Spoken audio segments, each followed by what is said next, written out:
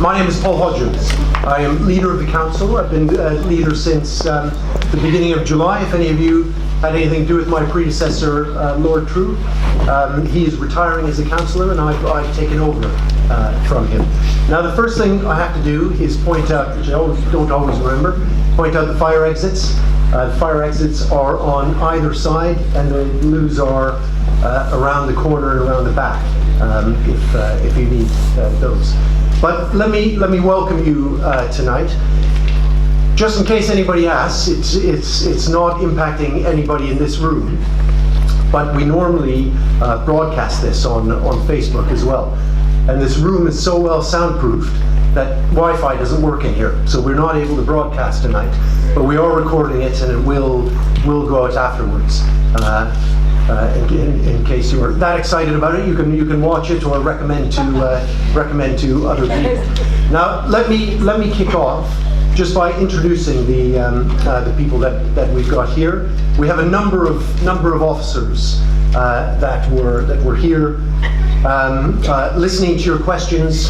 Have we got this list? So we've got Michael Allen from Community Safety, Sean Gillen, Economic Development, Mick Potter, Parking Policy, Anna Sadler, Community Engagement, Michael Singham, Waste Strategy, Mandy Skinner, Assistant Chief Executive, and David Tiddley, Transport Strategy. Now, where's your man from planning? Planning, well, I'm about to introduce our cabinet member for planning. So those are the council officers. Now we've got the councillors who are here, and since you've asked, we've got a number of people beyond the front row. They're sitting there at the moment because otherwise they'd be blocking the slide. So let me introduce Councillor Martin Seymour, who is our cabinet member for planning and strategic development. He will be coming up shortly. We have got Councillor Susan Chappell, who is cabinet member for Children's Services and Schools.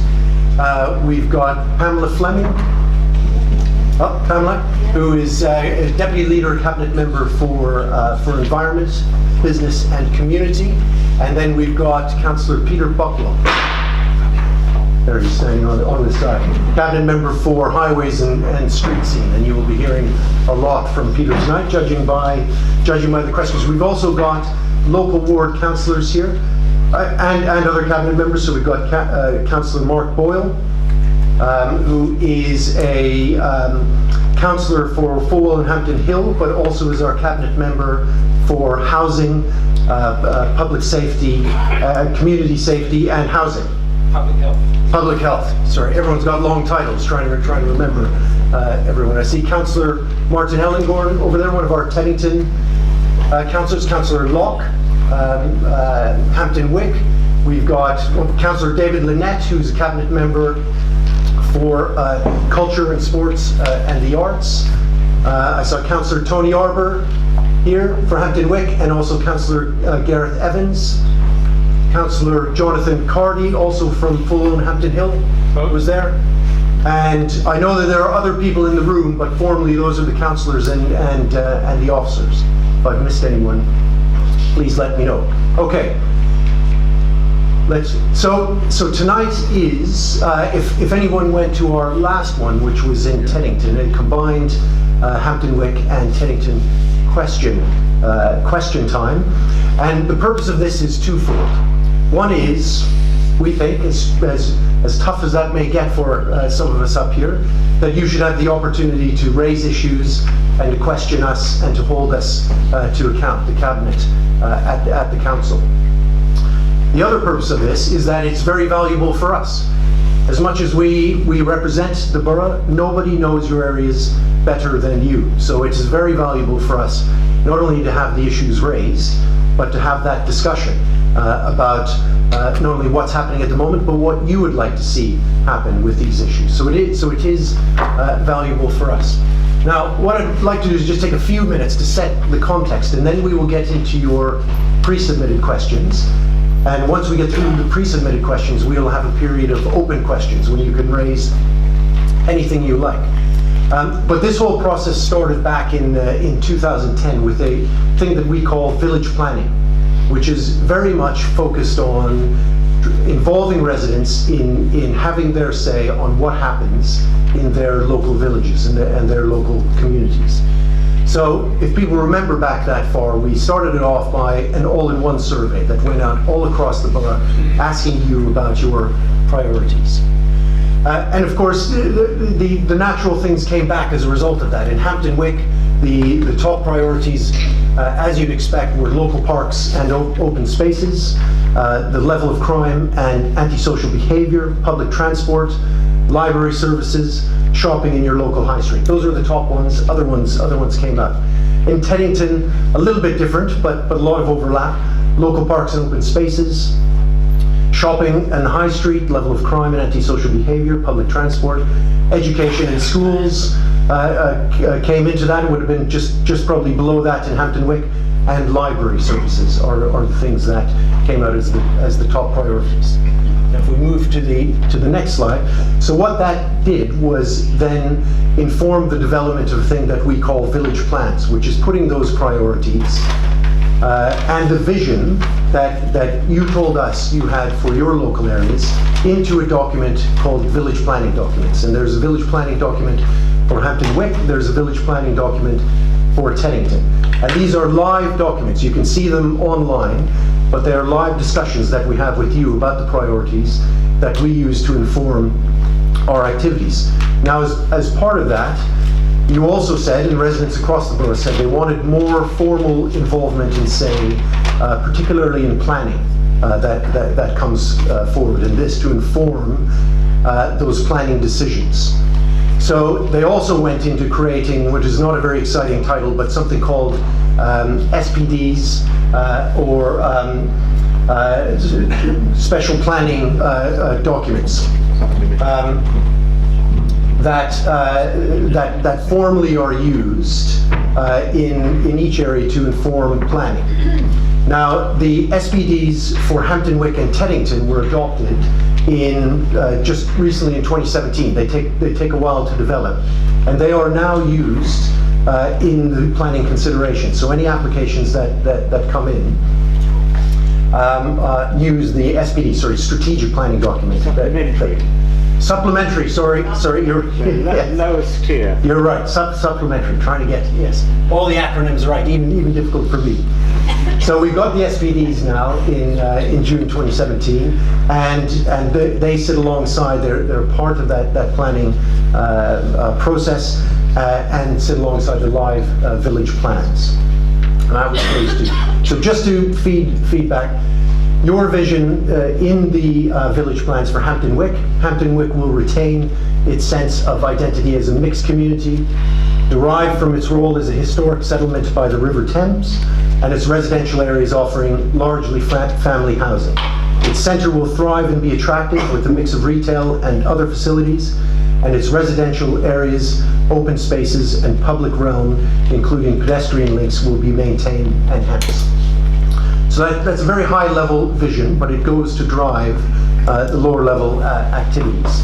In Teddington, the vision for Teddington is that it will continue to be a welcoming community for residents, visitors, and business. The thriving and safe district centre will provide a wide range of independent and other shops, employment, leisure, cultural, health, and social facilities. So, as I say, that drives the overall activities. And there are many more details in those village planning documents.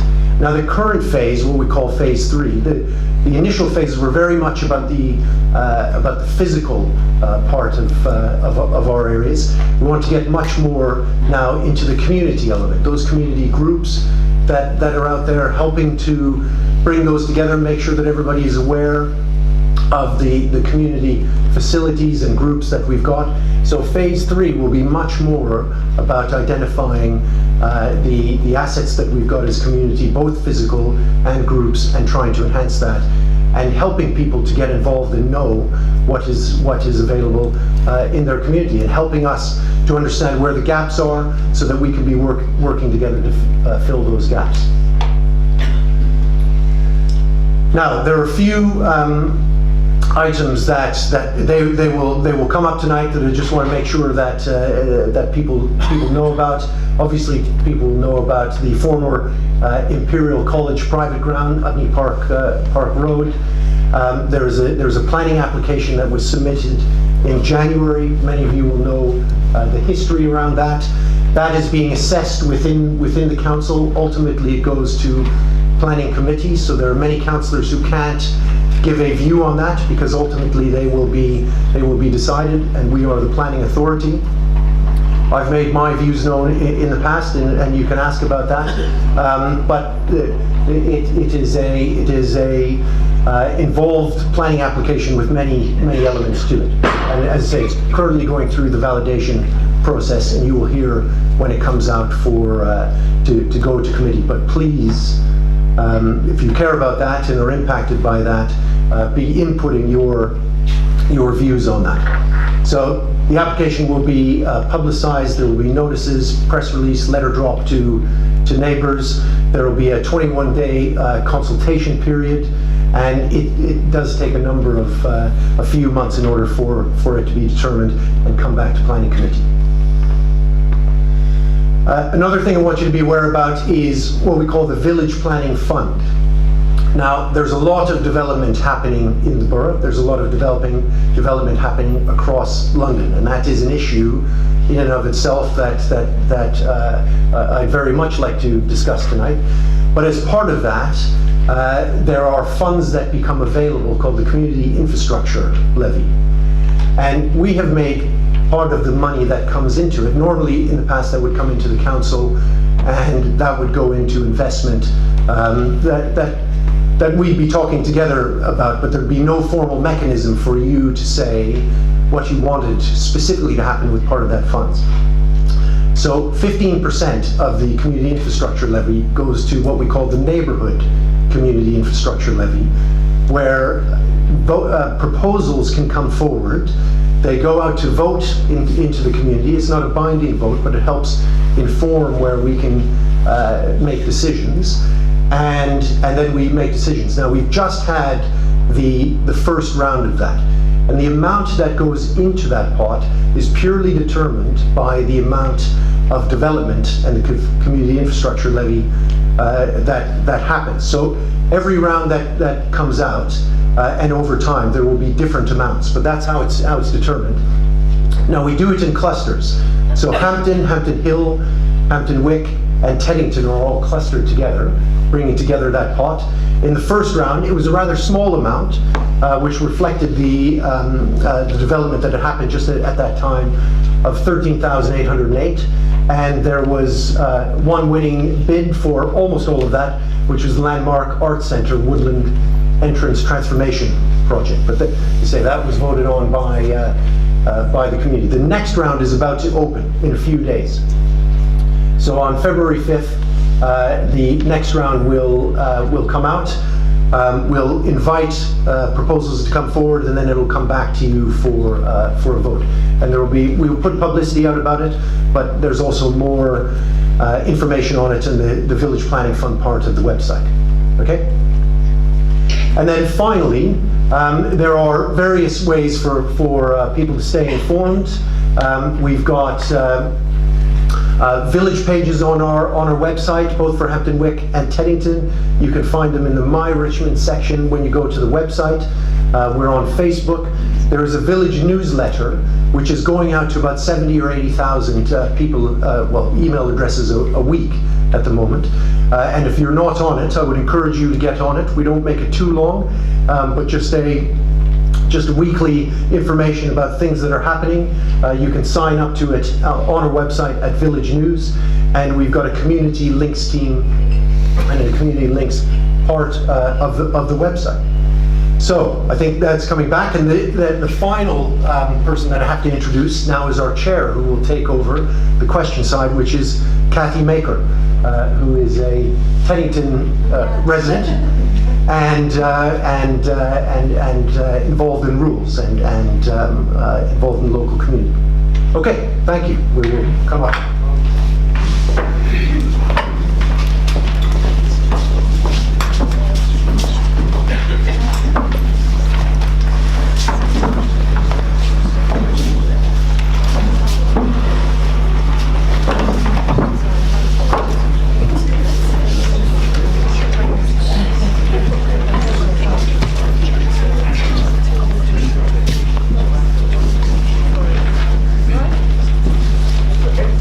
welcome everyone. It gives me great pleasure to welcome everyone here this evening. My name is Kathy Maker and I am Chief Executive of a local charity called Rules. And we support local disabled children and adults to sustain living independently in the community. We are a borough-wide organisation, but we're based in Teddington and we run a lot of our activities out of Teddington. And as Paul said, I'm also a Teddington resident. So my job this evening is to be the independent chair to keep things to order and keep us to time, which is going to be a challenge, I'm sure. As you know, although we're not streaming this, it is being filmed and it will be put out over Facebook and YouTube. So I have been asked, people asking questions, please do use the microphones because otherwise people won't be able to hear you when they go to the recording. So we have about 45 minutes in the beginning we'll start with the pre-submitted questions and then we will open up to the floor and you'll be able to ask your questions. We're going to try and spend about 6 or 7 minutes on each issue, so we'll be moving people on because we want to give everyone the opportunity to have their say. Obviously we're not going to be getting a feed from digital media tonight, unfortunately, but that'll probably make our lives a little bit easier. Yeah. So without further ado, I think we'll start with our pre-submitted questions. So is Julia Alisa here? Lovely. Someone take a mic up to Julia, please. Thank you. Good evening.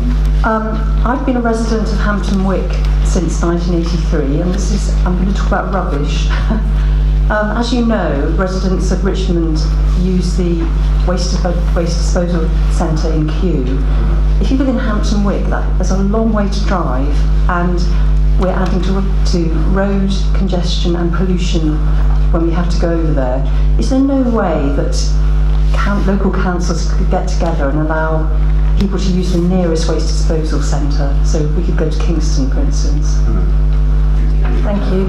Councillor Fleming, I believe. Yeah, I'm really sympathetic to this. The trouble is that it's a statutory organisation. We belong to the West London Waste Authority in Richmond, whereas Kingston belongs to a different statutory body, Statutory Waste Authority. We share with the members of the West London Waste Authority are Brent, Hillingdon, Hounslow, Harrow, Ealing and Richmond. And the arrangements are that we can all use each other's centres, household refuse centres and recycling centres, but we can't use those of other boroughs. So it would actually, it would be very difficult to change, to make a change. We don't have any reciprocal arrangements with Kingston. This has been raised before, and we haven't managed to come to any arrangement, and I think it is very difficult. But I am deeply sympathetic. But I can't think of any other way around it, because we have to belong to the West London Waste Authority because that's the statutory body. So it's the government has set that. So we don't have that discretion, I'm afraid. But I understand the point you're making, absolutely. And it's been made before. So does that mean then we'd have to approach our local MP in that case, really? By all means do that, but it would mean, by all means do that. It would mean a sort of change. But you can of course approach your local member of parliament. I haven't known any changes before, any reciprocal arrangements. These are actually because we would have to come to an arrangement with charging. I would be very happy for us to talk to Kingston again, but I think it is something that is quite a difficult thing to arrange between. I don't know any other areas where this has been able to be facilitated, but I'm quite happy to say that we can make a few more inquiries, because I take the point particularly about road congestion. Yeah. Lovely, thanks very much. Can I also ask, the individuals who have their pre-submitted questions, you should have been given a copy of your question when you came in. If you could read the question as you submitted it, that'd be really helpful for the panel. Thank you. I'm going to move on to our second question from Roy Evans. Is Roy Evans? Yeah? No.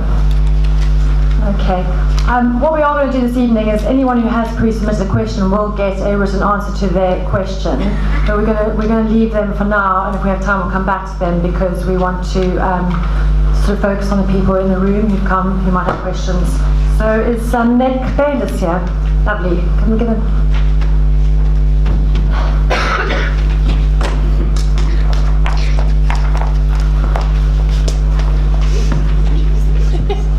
Thank you. Right. How seriously does Richmond take planning enforcement in the Hampton Wick Conservation Area? There have been, and there are, several examples of significant new construction works being carried out without a consent in the High Street, or with the construction being substantially different from approved drawings and specifications. This, as well as angering neighbours, has undermined confidence in the planning department and its enforcement process. In this context, the village plan reads as a series of platitudes bound together by a generalised community mood music. What purpose does the village plan, and in particular the associated supplementary planning document, have when enforcement seems to have been non-existent, or any follow-up has taken the path of least resistance? Thank you. I'll pass it to Councillor Seymour. Thank you, Mr. Bayliss, for your question. First of all, enforcement absolutely does apply in the conservation area, just as it does to any part of the borough.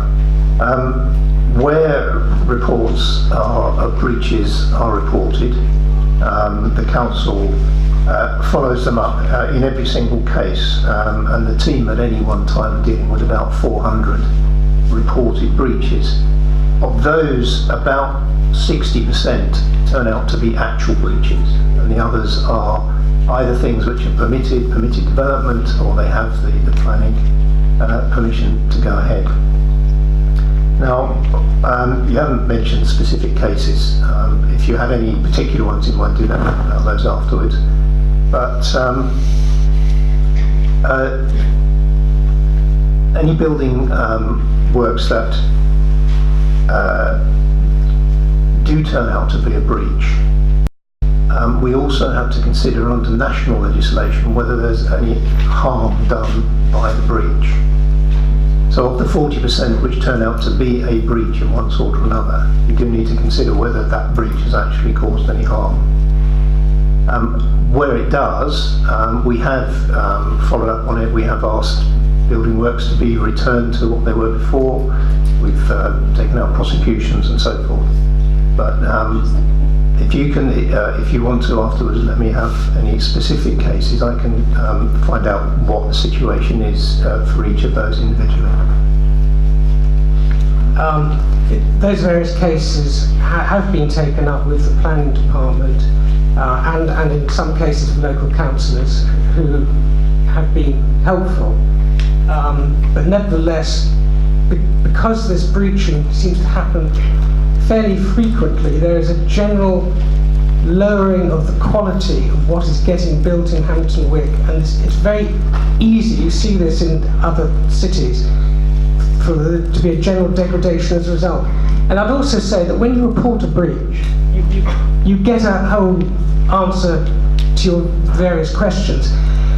And if I was somebody doing a breach and I read that, I would think, why would I bother to make a planning application? But because it's so much, the implication here is that you're better off doing a retrospective application. It's worth looking at this. I was quite surprised by how easygoing it is. This is a conservation area, and it's embarrassing when you have to talk to neighbours and they say, what are you doing about it? And, Can I just ask, in these specific cases, they were found to be breaches? In one specific case, they have applied to do what they've done, but they've applied twice. Sorry, the appeal has been rejected twice. Mm-hmm. They then just carried on regardless, admittedly with a smaller scheme, and they actually in this case, put their flats on the market without there even being a planning consent in place, which I would have thought the conveyancers would find interesting, but anyway. And that is still outstanding. I think we wait to hear in the next few weeks about what's happened about that. But it's not just the planning implications, it's also things like community infrastructure levy. If you're not submitting for, you're not going to get your slice of the cake for that, and they're smaller examples as well. But it really frustrates me when you see an approved drawing and it's got windows and things in nice proportion, nicely detailed materials to match existing, and it's completely ignored because you can get UPVC windows with different proportions off the shelf, dirt cheap. And that is another specific example. Yes. Could I say, just that Martin maybe has to be more diplomatic than me or not, I'm not sure, but I absolutely recognize what you're saying, and I think all of us have frustrations in our areas that a planning application gets approved, and then those who know how to play the system then try to play the system, and we're trying to catch up. And I'm of exactly the same view. If you've got planning consent on a plan, you should be delivering that plan, not trying to push it and then say, whoops, sorry, which a number of them do, and then putting in another planning application. So it is something that we do struggle with sometimes, and just because of laws, I would like us to have stronger powers to be able to make examples of people. There have been times in the past when we have been able to make examples. I think there was a demolition that was required 2 or 3 years ago when somebody tried to do that as well. But unfortunately, the law allows them to put in those retrospective planning applications. Yeah, well, I'm going to just add to that. It's absolutely right. We can only operate within what the national legislation allows us to in terms of enforcement. The SPD actually does make it a little bit easier for us to do that. It's a material planning consideration which has been added on, as the leader said earlier, just last year. So there should be less instances of that. I have also personally sat on committees that have refused something like the wrong sort of windows being used and enforced an individual to change them back to what they were. So we do, where we can, enforce it very strictly, but we have to operate within the law. I agree. The SPD reads very nicely in that there's this word, shall do this, shall do that, almost like something out of a contract, which is very nice to read, but you need to have the willpower to enforce what's in the SPD. Absolutely. I haven't seen that. Absolutely, yeah. Thanks very much for that. I'm going to stop you there. I suggest obviously you meet up with Councillor Seymour afterwards. Right, so... I think there was a question here. Sorry. Martin was mentioning about you would take action. Sorry, thank you. Martin said you would take action if there was a case of a danger being done to somebody. Now, what are those dangers? Is it rights of light? Oh, I see. Well, that was a conversation we had before this meeting. What but you mentioned just. You said whether there's any danger to anybody, you take harm is not necessarily danger. Harm certainly would include things like the appearance of the high street and so forth. It's not just physical danger. So broader than just than danger. Broader than just danger. Yeah. So if you were in a house, a new house with a window overlooking somebody else, Yeah, that would be a breach of planning. That would be harm. Yeah. Yeah. Okay. Thank you. Thanks for that one. Okay, we'll move on to our next question. Is Mark Merrington here? Lovely, thank you. What are the village boundaries of Hampton Wick, and why aren't they more clearly marked? This was identified, in fact, as a key issue in the Council's own Conservation Area study of Hampton Wick in 1997. But despite that, nothing has happened. In fact, little, if anything, has happened in the 21 years since that study in respect of the problems that it identified, which are still with us. Can we have reason to hope that all the effort going into village planning this time round will be more effective? Thank you, Pamela. Can I hand over to you? Thank you. Yeah, well, I think certainly I wasn't around when that conservation study was done, but certainly on the village planning, this has been done, and the SPDs very much in consultation with all local people. Just on the on the boundaries. First of all, as Councillor Hodgins explained in his presentation, this did largely flow from the 2010 all-in-one survey, where we asked people where they considered was their local area, and those village boundaries were drawn up from that. And the village plan boundaries are in fact quite fluid, because it may be people's consideration may be where they work or study, not necessarily always where they live. So those are fluid. When it came to the supplementary planning document, they do, because that is a planning document, they obviously have to be fixed, and so far as possible, that has been done, looking at what the information that came back from the all-in-one survey. But obviously there are planning considerations, for instance, not splitting conservation areas. Yes, I hope that we really will. We're working with the village plan. The supplementary planning documents are now fixed. They're part of our planning policies, and I do hope actually that they are going to be used. They are used actually in determining planning considerations. I have one in my own ward not long ago where I'm glad to say a decision that I think previously would have been allowed, in fact did not go through. So I certainly, I noticed that I felt the SPD had some benefit. And as far as the village plan is concerned, well, of course, that's a live document, and we hope people will continue to contribute to that and new ideas for that. And I know you're very active in that as well. Thank you. I think that's helpful at a conceptual level. I think one of the issues underlying the question is actually physical signage. There's nothing that tells you when you're in Hampton Wick, and there are a surprising number of people who don't know whether they're in Hampton Wick or not. So Would you like to see welcome to Hampton Wick signs? Is that well, that has been. we do have them for the borough. Yeah, I was going to say that's yeah. I mean, you don't see many of those signs across the borough, and I wondered what the policy was on having that sort of signage for villages. It's actually quite difficult, because it depends where you're entering or exiting, and people don't like too much street furniture. So it's not an easy issue. It has been raised before, and actually it has been looked at, and so I understand. It's really quite nice to know. When you're driving through villages, you are entering. But I think it's much harder in an urban area than it is in rural areas where villages are sort of more spread out. But I take your point. I understand what you're saying, but I think it has been looked at, and we have found it really quite difficult to do, thinking about in the borough. And it could be, our experience in things like this is that we could get locked down for 2 or 3 years debating whether is the welcome sign go there, or does it go there, or does it, but anyway, it's a... Thank you. I have a sleeve here this evening.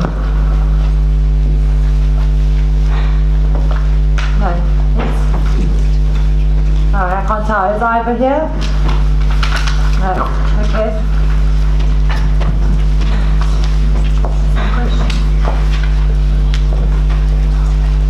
Right, sorry, is Debbie Marr please here? I'm going to read her question. Okay, lovely, thank you. Okay. Hello, I note that the Hampton Wick community parking zone is still under discussion. However, I also note that action on reviewing existing single yellow lines was considered and acted on in Park Road, School Road and the High Street. I would like to point out that similar issues arise in Seymour Road under the railway bridge, where inappropriate parking results in fire engines and refuse lorries being unable to proceed, which is clearly a major hazard. It also occurs in Glamorgan Road, the junction of Glamorgan Road, Seymour Road, Glamorgan Road and Normansfield Avenue, Station Road and Lower Teddington Road, Station Road, Seymour Road, and around the very sharp bend in Glamorgan Road opposite Baygrove Mews. Now the reason why we're interested in this is because the cars which are inappropriately parked on Sundays as a result of shopping, people shop in Kingston, park in Hampton Wick, particularly around Christmas and whenever there's a sale on in Kingston, they park on a Sunday on the single yellow lines quite legitimately around the bends. They block the spaces which are usually available to go through, for example, Seymour Road under the railway bridge, and it becomes very dangerous and difficult. And we have had instances where we've had problems getting certainly the fire brigade. At one point, I think there was actually in Park Road, a fire engine was stuck, and they had to actually physically move cars in order to get the fire engine, which was on a court down the road. It also creates problems for pedestrians and wheelchair users crossing at the drop curb at the junction of Seymour Road and Glamorgan Road and the other drop curbs. This is an important route to get well, not to the schools on Sundays, but it is an important access route. And there's very much restricted visibility around the bends because of this parking. Have these issues been considered properly by the council, because we would think it's going to be an issue of safety? Thank you. Councillor Buckwell, Thank you very much, and thank you for the question. I don't know, I'll be honest, I don't know that all of these roads have been looked at from that point of view. But first of all, the community parking zone, CPZ, the consultation was carried out, and the review of that is still live and kicking. There were one or two, so shall we say, restarts. The result was not clear, so we removed all the flats that had their own parking from it, because it seemed that was distorting the picture. And we do in fact have support for it in a small area of the parking zone. That's around Park Road and School Road, and in that area, which is nearest to Kingston Bridge, so you would expect there to be the most support there for Sunday parking, but again, not so much across the rest of the zone. So at the moment, the discussion that officers are going through is to what would the effect be upon the rest of the zone if we just treated the area that we have support for. Do we go ahead and put it across the whole zone anyway, bearing in mind that some residents have asked for it? That discussion is ongoing, and I know they propose to sit with the local councillors to go through it with them before we take this thing forward. But it's still very much alive. When I say it's in the queue, we have a lot of petitions and consultations, particularly on parking, going on at the moment, and that really has built up a backlog with officers' time. But it's still there, it's still live, and a decision still will be made eventually whether to put it on in whole or in part. Now, your specific questions on these individual roads, I can't answer each of those because I don't know. Park Road was considered to be a special case because it's very narrow, and quite frankly there was a single yellow line that went up one side of it. So of course, when the car parking zone wasn't in operation Sundays and after hours, people happily parked there, but they blocked the road. And I think that the example that you gave a few minutes ago of a fire engine being totally unable to get through was a very valid one. And that's why that was brought forward on a safety basis and went ahead on a safety basis. So the review is alive and well. It's still being progressed, and we hope to come to a decision on it within the next couple of months.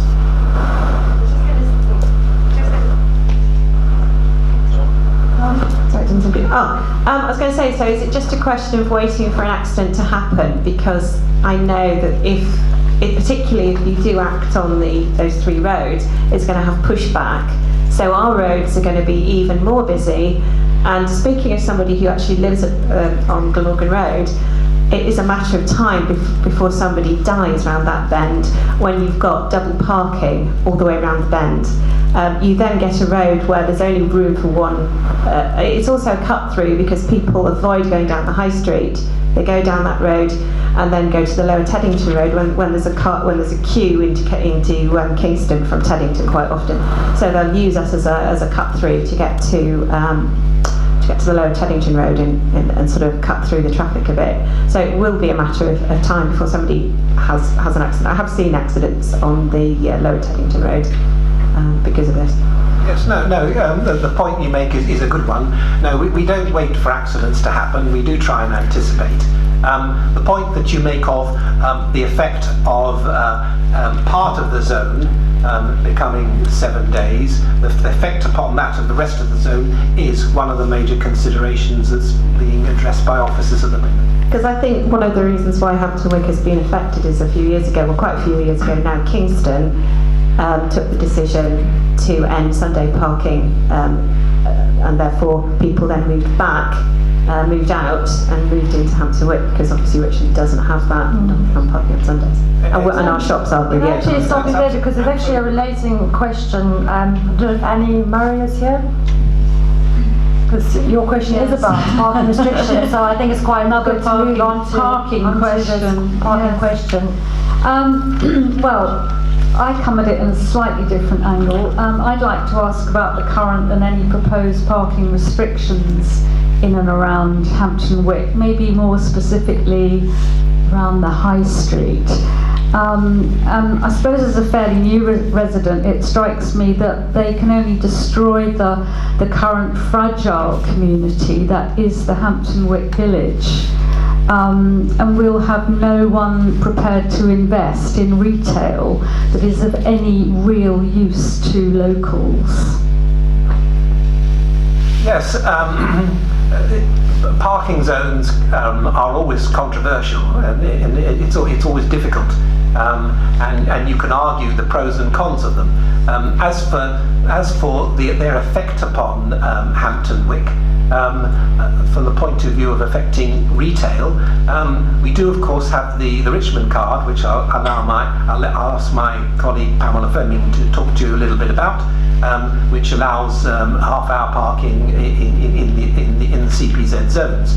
But it's a balance, isn't it, between what the residents want in terms of being able to park in their road and keeping out the overflow from Kingston on a Sunday, and what businesses require to support a successful retail business in the area. It is a balance, and that's what we try to manage. I think the retailers think that, really that road is just a road that gets people from somewhere to somewhere else, and you can't stop. There is no parking. You can't actually go and visit an outlet for, say, 10 minutes. I see, perhaps. Well, I mean, certainly what we should do is take that away, Peter, and take a look at that in more detail, because I think, as Peter said, and I've seen it in other areas, is trying to find this balance of supporting locally and also not making sure that residents aren't put out by the overparking there. Now, we do have areas where we've got very successful retail stretches where they both exist. And as Peter said, with the Richmond card and the 30 minutes free parking, what we should do is look exactly where that is, and maybe if we can enhance that to support those shops. But it does work elsewhere, and we should take a look at that and take that away. Yeah, if I can just add, it has in other areas. We have worked with residents and businesses to try to find a compromise on sort of the hours of the CPZ, so that it can work for businesses as well. But I don't have enough detail about this. But we have tried.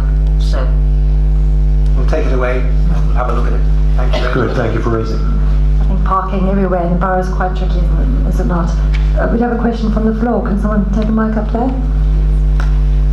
The discussion about parking always seems to be about overflow parking on a Sunday, but it never addresses the problem that there are insufficient spaces for residents to park. So Seymour Road, where I've lived for 40 years, has got worse and worse to the extent that at 6:30, every space is taken. If you go out because you've got an appointment, you've got a, or you just want to go out, you come back at 10 o'clock, you can only park outside the vicarage, and very often I've got the last space at 10:30.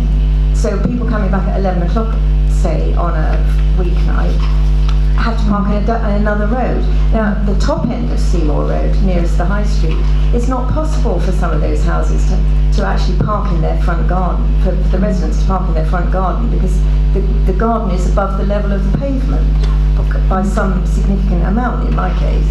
So, or their garden's too narrow, or they just don't have the space. So there isn't an alternative. And I think we should be looking at a way of stopping evening parking by non-residents in the controlled parking space, in the residents' parking spaces. Well, that would mean an extension of the car parking zone. Yes, which they do right through central London. And nobody seems to mind too much. Yes, that's it's a good point, and it could be looked at and it could be implemented. But there's a couple of points. We would want a petition from the road of residents that they wish the hours to be extended like that. Because you and one or two others might feel very strongly about it, others might not, you see, and that has to be addressed. That's the first thing. And the second thing, to go for, say, 7 days a week, 10, 12 hours a day parking is more costly. It costs, the cost of the parking permits goes up, of course, and some residents aren't keen to pay a lot more for parking. So again, I take the point, and obviously you feel very strongly about it, and if you were to raise the petition for those extension of hours, we would consider it very seriously. And can I just add to that, as Peter said, it is a balance. Not all residents see it the same way, and you put one restriction in, and then a resident comes and says, well, now nobody can visit me, and they're not happy. And I understand. One of the interesting points I think that you made is that you've seen it get worse. Far worse. Every time a house is sold, it's purchased by somebody who has at least one SUV, if not an SUV plus another car. Right, so right. It's got harder because the people, when we moved in, lots of people were older, didn't have cars, and so on. But I just noticed that more and more is the case that when people move into Hampton Wick, they have a car, and even where the planners have said that there can't be actual resident parking permits given to them, they take the car to work and they come back and they're parked there all evening and all weekend. Well, that is the flaw in that strategy of trying to say, well, you know, we're not going to allow people to have cars, and they decide that they need one and get around it. I just wanted to say there is no magic solution to it, and unfortunately it's actually getting more difficult. And it's getting more difficult because you may, and we've seen over that period, maybe more people moving in having cars, but we are also seeing London as a whole, and the pressure on London of getting more density and getting more people. Well, we're not creating any new streets as far as I'm aware, and more space. So what we've got to do is, over the longer term, people, you know, they have a right, and they decide if they want a car and they need it for their lives, then we support that. But we also need to be working with in the borough with TfL, trying to make public transport as good as we can, trying to encourage cycling and other forms of transport. So hopefully it just means people have less need for a car, and it takes fewer off. So that's the way that we can encourage it.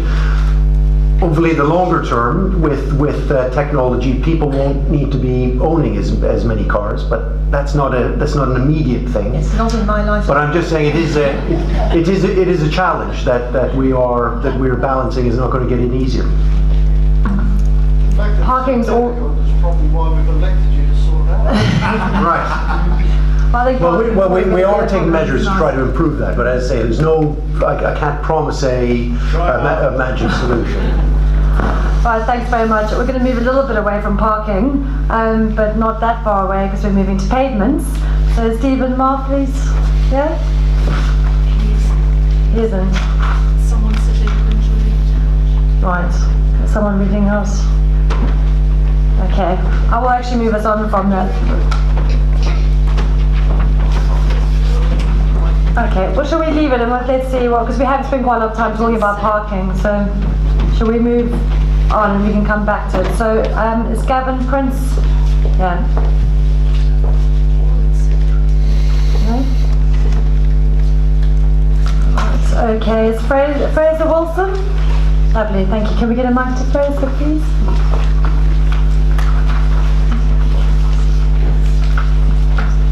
Not actually pavements, but environment in this one.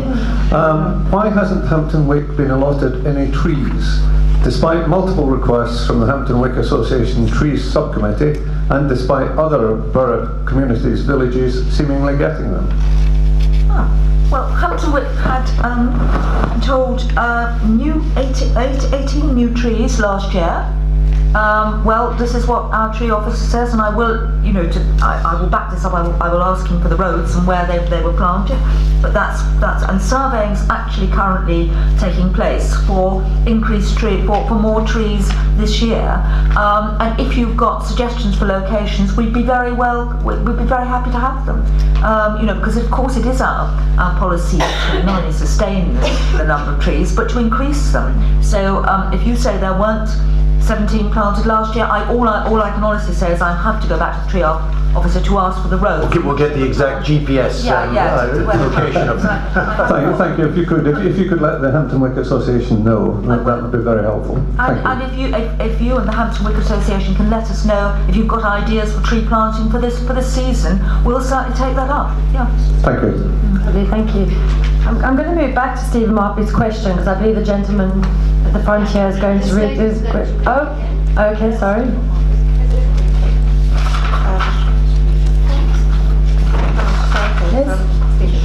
Okay, right. I am extremely confused about your undertaking to improve Glamorgan Road pavements and the Community Pavement Repair Fund scheme. Each household received notification on the 22nd of September that this had been agreed and that work would commence on the 9th of October 2017, together with details about expected temporary parking restrictions and penalties that might be incurred. I assume a comprehensive job was to be undertaken. In the event no temporary parking restrictions were put in place, and a small team did 2 half days of work, resurfacing only about 100 yards of pavement. Is there any indication when the work on the remainder of the pavements in Glamorgan Road will be undertaken, please? Yeah, sure. Councillor Buckworth? Yes, certainly. Thank you very much.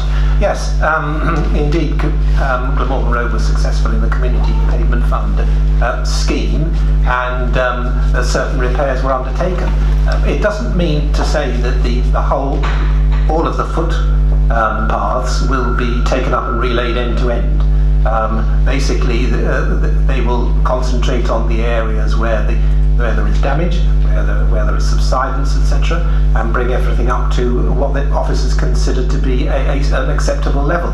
Now in Hampton Wick, I think if I remember rightly, last year, I think you got the whole of the 35,000 wasn't just spent on the one road. I think it was divided over 2 or 3 roads. So 2 or 3 roads got a smaller amount of work done to them, and so that Glamorgan Road wasn't completely down. It wasn't down for relaying the footpaths from end to end. It was down for remedial work. The problem is it gets patched. I think we've had about a couple of sections done, and then by the time you get to the next bit, the bit that's been patched is already cracking up. We have a particularly bad section on the junction between Seymour Road, which I'm going to apply for this year, because I noticed today on the newsletter you were requesting details, and there's actually tree damage. So it's actually getting to the point where it's difficult to push prams and things over it because there's significant sort of cambers, I suppose you could describe it as, going down. Ironically, you have got a drop leading to the drop pavement, so you can get down off the pavement, but when then you go over the pavement, you're at risk of sort of tripping over where the damage from the tree roots are.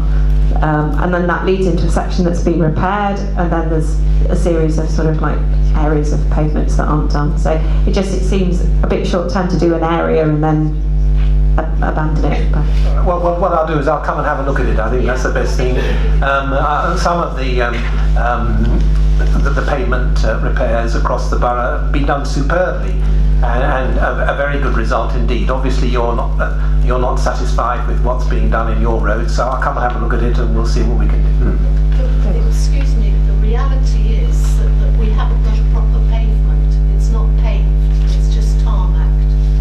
And they've been dug up for either gas works or whatever over the years, and it's just like a mosaic, to be honest, which is sort of like that. And the road's used to get to schools, wheelchairs, kids on scooters. It's very dangerous. Okay, well then we'll go take a look. We'll come and have a look and see what we can do. Then we've got a written down here, so Paving stones at all. Right. okay. That's great, thank you. Thanks for that. Right, is Neil Hattersley here this evening? No. Okay. So, Harry Mann. Is Harry Mann here? Lovely. Thank you.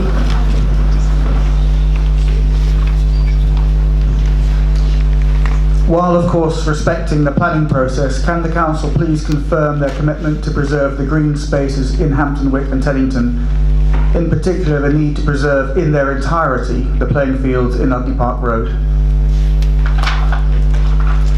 Thank you. And thank you for starting your question with while respecting the planning process. And the reason I say that is because, as the leader mentioned earlier on, the Utley Park have submitted their application just recently. It's not yet been validated, but it is a live case. And so members of the planning committee have to not make views, not make decisions before it comes to the committee. They'll make a decision in the light of all the evidence that's presented on the night. But what I can say is the general response to the question about green spaces. Now, planning applications are required to be determined in accordance with national, local and regional plans.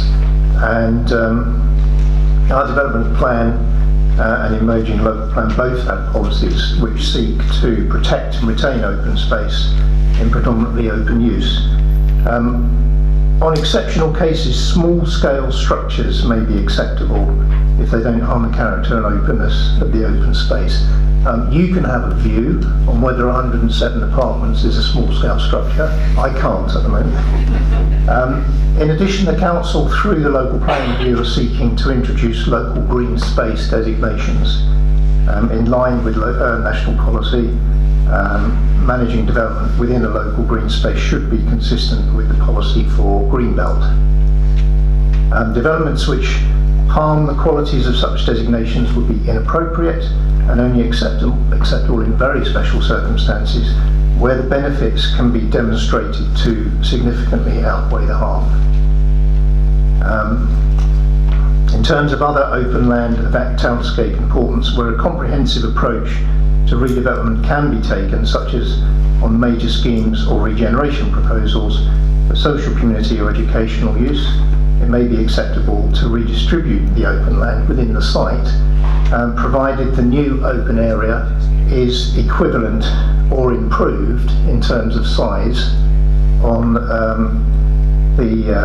what was there before. So essentially, the answer to your question is yes. And then, can I say now that could have started with that, Martin. But it was, but anyway, a good explanation of getting that. Now Martin has to give you the formal answer and being in charge of planning. I can say that I'm on record, and I'm on record in council of saying that I oppose development there.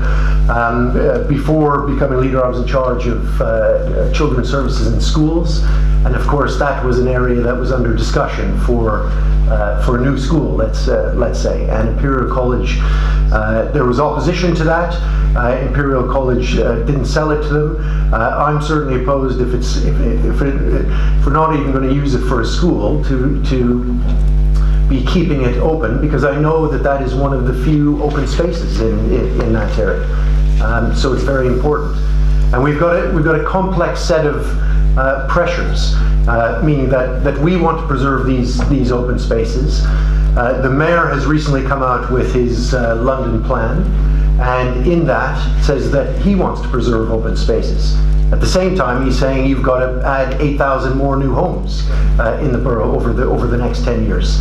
And quite frankly, I don't think he can square the circle on that one. So we will. So as Martin says, yes, we will. And I've said before, but I'm not on the planning committee. And the planning committee does have to assess the application coming in based on planning law, taking into account the consultation. And I know that there are local groups and local residents who are in favour of it, and so they do have to take that into account ultimately as well. But other than just reiterating the view that I've expressed before, I think Martin's answered that. Thank you. Sorry, may I just ask? You simply gave us you simply reiterated whatever the planning position is. Yeah. You said, I don't know who you are, but perhaps you're the leader of the council. Yes, sorry. Okay. Yes. The other four members have said nothing. If they're not on the planning committee, can they offer a view on this particular subject? We are all on the you're all on the planning committee. For heaven's sake. But not the leader. Sorry, somebody's got to sit on the planning committee. Well, not everybody, surely. No, just the four that are up here happen to. Because I was particularly struck that my ignorance goes beyond not knowing you were the leader of the council, right, to discovering that 80% of the views of the community are about environment and green spaces. Absolutely. Both in Teddington and Hampton Hill. Yes. So this must be the most profound issue on which you should be concerned about the welfare of your constituents. I am very concerned about it, and I will direct you to an open letter that I recently put out about all of these pressures and the plan, and what I think are unrealistic promises put out by politicians at different levels to say we can have all this housing, but somehow we can protect the green spaces. We've already got in this borough debates about if you increase the population, you increase the houses, even if you're able to put that on brownfield sites or other sites. Where are the schools going to go? Where are the health facilities going to go? We've already got that issue. So we are trying to push back on that. I think there needs to be much bigger thinking about, rather than trying to force this all into the existing footprint of London, saying that this is more of a regional issue. We've got to solve this as the southeast and even nationally. So I agree with you, and it is of utmost importance, and is one of the defining characteristics of our borough, our great open spaces, green spaces. We did in our local plan that is, currently it's still with the inspector, but there is a new designation of green space and in that as well. Right back, sorry. Just wait for Mike to get up there. Hi, just on the housing issue, I take the point about not being able to put housing on brownfield sites, and I'm a GP, so I take the point about the impact on services as well. That does then mean that you do nothing to address the lack of housing supply, and you then lock yourself into ever-increasing house prices. I can't remember if it was 2 years ago or 1 year ago, but the lead's questions there, I think there was concern amongst local residents about the ever-increasing house prices in the area and the impact of that on local communities. And it would be nice to understand if there's a way of addressing that as you see it within Richmond. Yes. So I'll show you in my letter. What I'm saying is there is that need, and we must do our bit.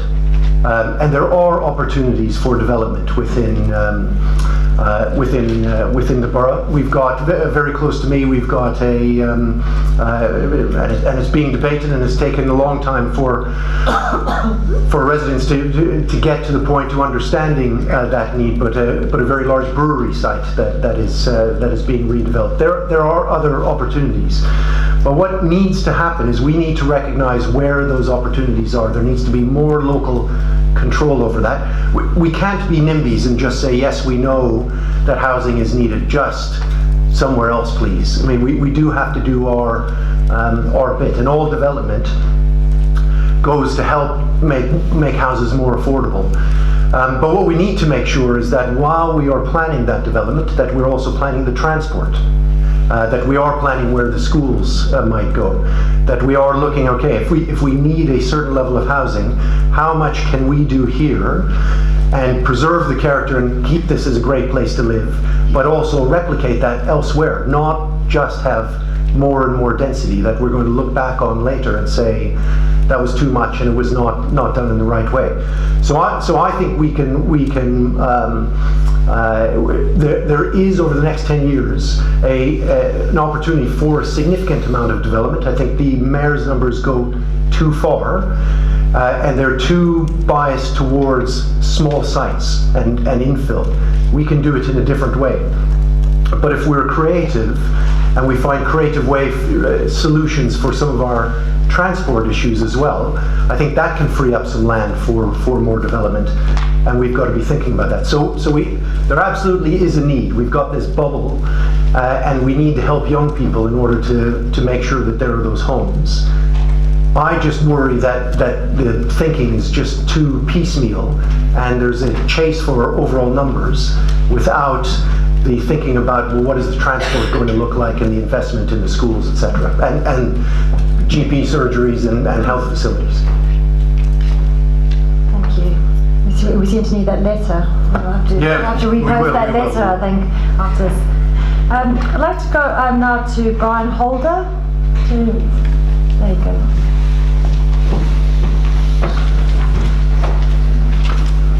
Good evening. My name's Brian Holder. I'm the leader of the Teddington Society Roads and Transport Group. I'd like to ask questions about future cycle quiet way plans for the borough, because we've suffered a very bad experience at Teddington High Street. An unsuitable scheme was put forward, should have been withdrawn completely, hasn't been done yet. So my questions are linked to that. Will the council please confirm that there are no current or future plans to remove or replace the super safe and very well used staggered zebra crossing on the High Street Railway Bridge? Councillor Black, are you able to comment on that? Part one of my question. Okay. Yes. Okay. Yes. Of course, we've been through this business of the quiet way in Teddington High Street for a while, haven't we? At a number of meetings, and the Teddington part of it, that's from Ferry Road through Teddington High Street, has been withdrawn by Will Norman, who is the cycling commissioner, and TfL, and the funds for that have been withdrawn. He cycled the whole route himself, through from Richmond Park, down across the river, up through Teddington and down to Bushy Park, and he thought that most of it was all right, but he didn't like Teddington High Street, and he felt that it shouldn't be designated a quiet way. This is what happens when we have a change of commissioners, because the former commissioner, Andrew Gilligan, was very enthusiastic about that. At one stage, it was considered that to do it, we would need to remove quite a considerable amount of parking, particularly outside the landmark centre. I said no to that, and we developed the scheme further, which would keep most of the parking in place. And that's probably also contributed to Will Norman deciding that he didn't want the quiet way to continue and be signposted up Teddington High Street. So it has been withdrawn. So the changes to the High Street that were associated with that, like a couple of crossings, changes to the roundabout towards Waldegrave Road with regard to cycle lanes, the staggered the staggered zebra crossing, which at one time was proposed to be removed. Those are all off the table. If we want to look at some of those again, the Cycling Commissioner has said that he will look at it again with us, but at the moment everything's off the table with regard to Teddington High Street. We will not be putting the quiet way through Teddington High Street, and we will not be carrying on with the associated works that were part of that project.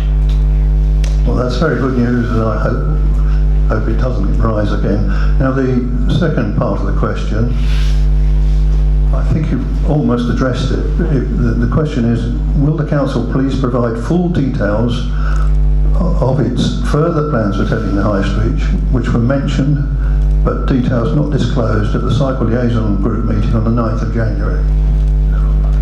Well, yes, they're the same items, the crossings, the roundabouts and the staggered zebra crossing.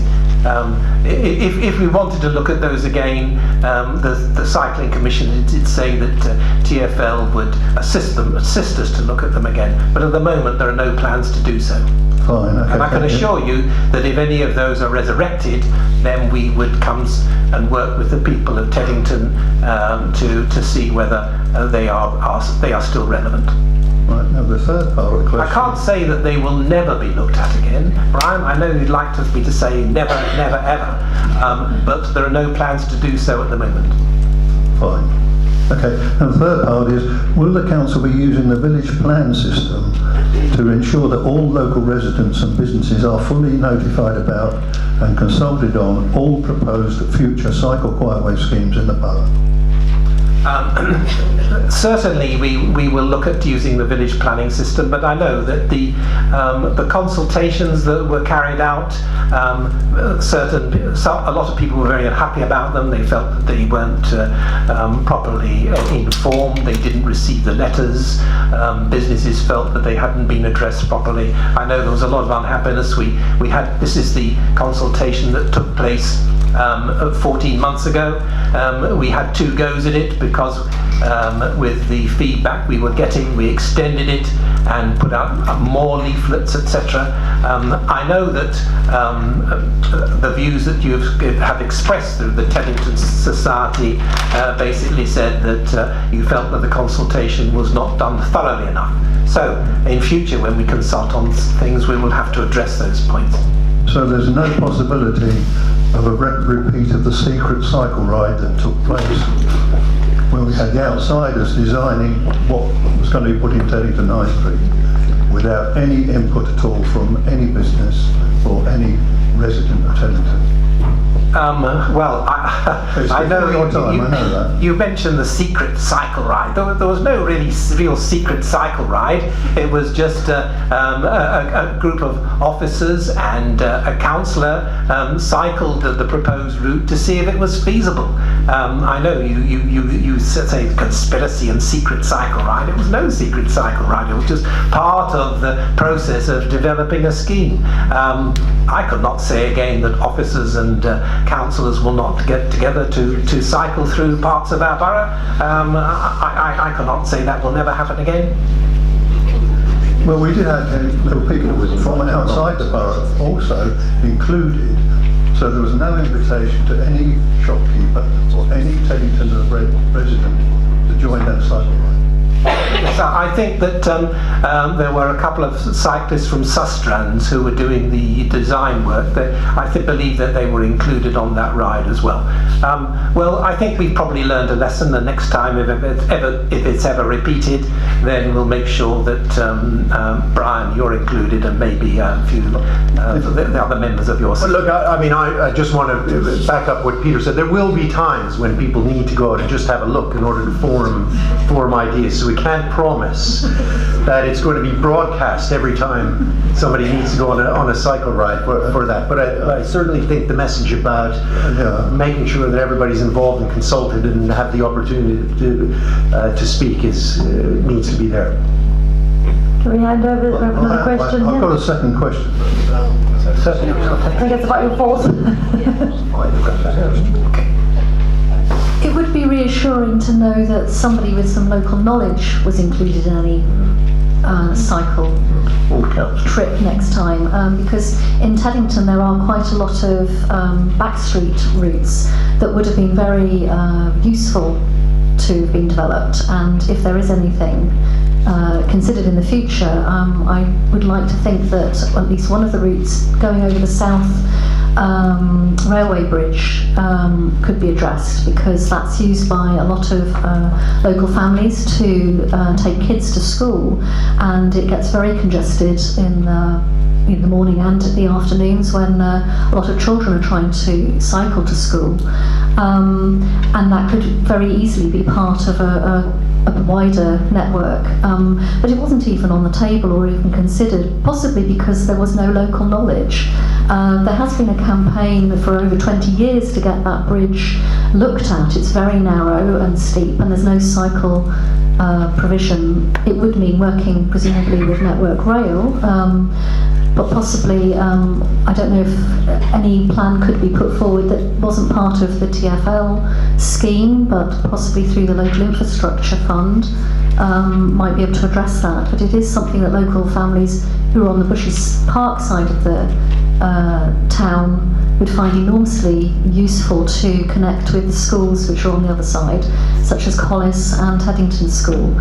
And I noticed that in the questionnaire or responses to the Quiet Way, there was zero response rate from the under 16 age group, and very small amount of people below 25. And so I'd also like to encourage you to think of other ways of consulting younger age groups who may not go through the normal planning route, but possibly through sort of the youth parliament, or engaging with schools about what they think about routes, because a big proportion of cyclists are youngsters. So it would be great to consult them too. I'll certainly take the point. The question of the South Railway Bridge, that it would never have been suitable for the Quiet Way route, quite frankly, because cyclists don't like getting off their bikes and having to hump and thump their bikes over a very steep bridge like that. And certainly Network Rail aren't going to replace it, and we wouldn't have had money within the Quiet Way budget to go anywhere near replacing that bridge. The Teddington, I know I've argued this many times with Brian and most of the Teddington Society together at the same time, but the Teddington High Street route was chosen because it was the desire line from the bridge at Teddington there, the Teddington River Bridge by Teddington Lock, up through and down to Bushy Park. It was the route that most cyclists, if they want to get to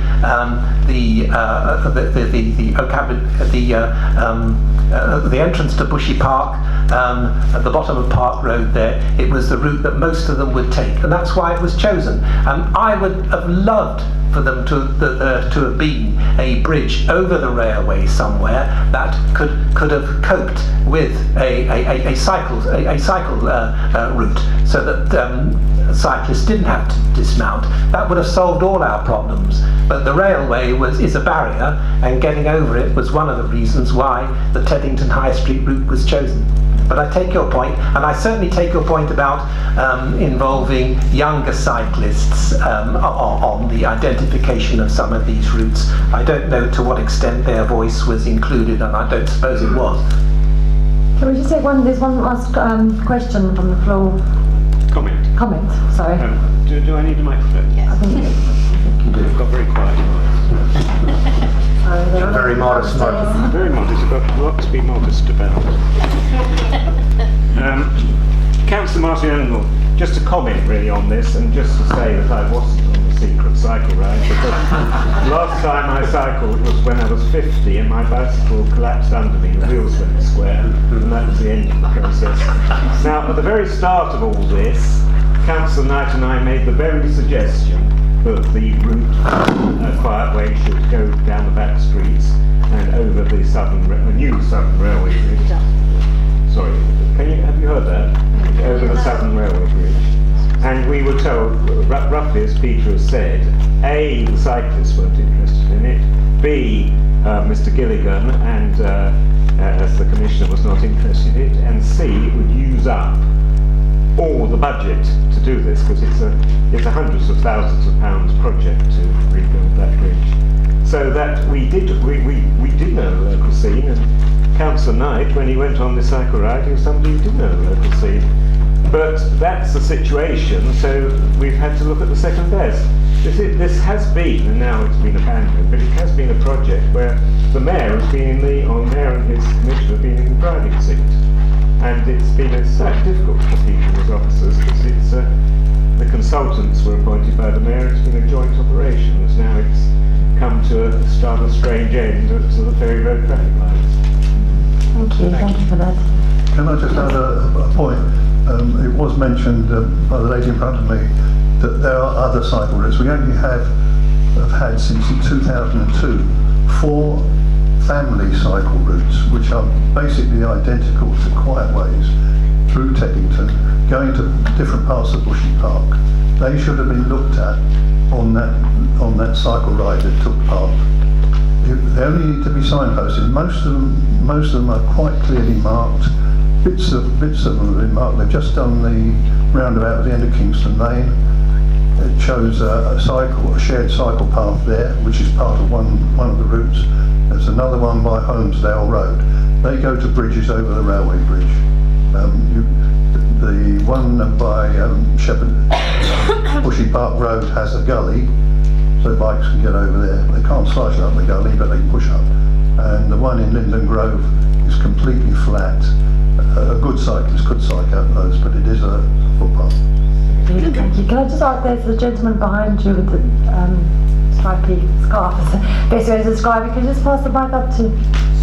He's been waiting for a couple. Thank you. Just a very quick question on this point. I thought that the route hadn't been completely abandoned, because I thought I saw a plan which shows it crossing over the railway line. I can't remember how, but then coming down either Avenue Road or Avenue Gardens and then getting to Chestnut Avenue and Bushy Park that way. Now the original plans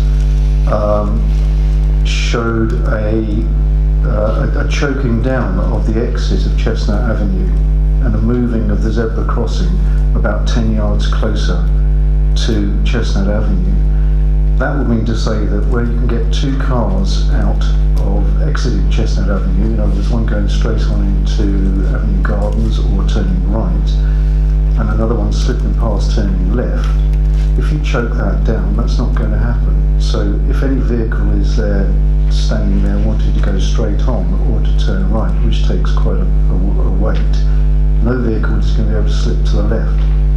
And the only reason for doing that is so that you can narrow down the junction and provide the zebra crossing 10 yards closer, so the cyclists, these poor cyclists, don't have to get off their bikes and walk 10 yards to the zebra crossing and back again.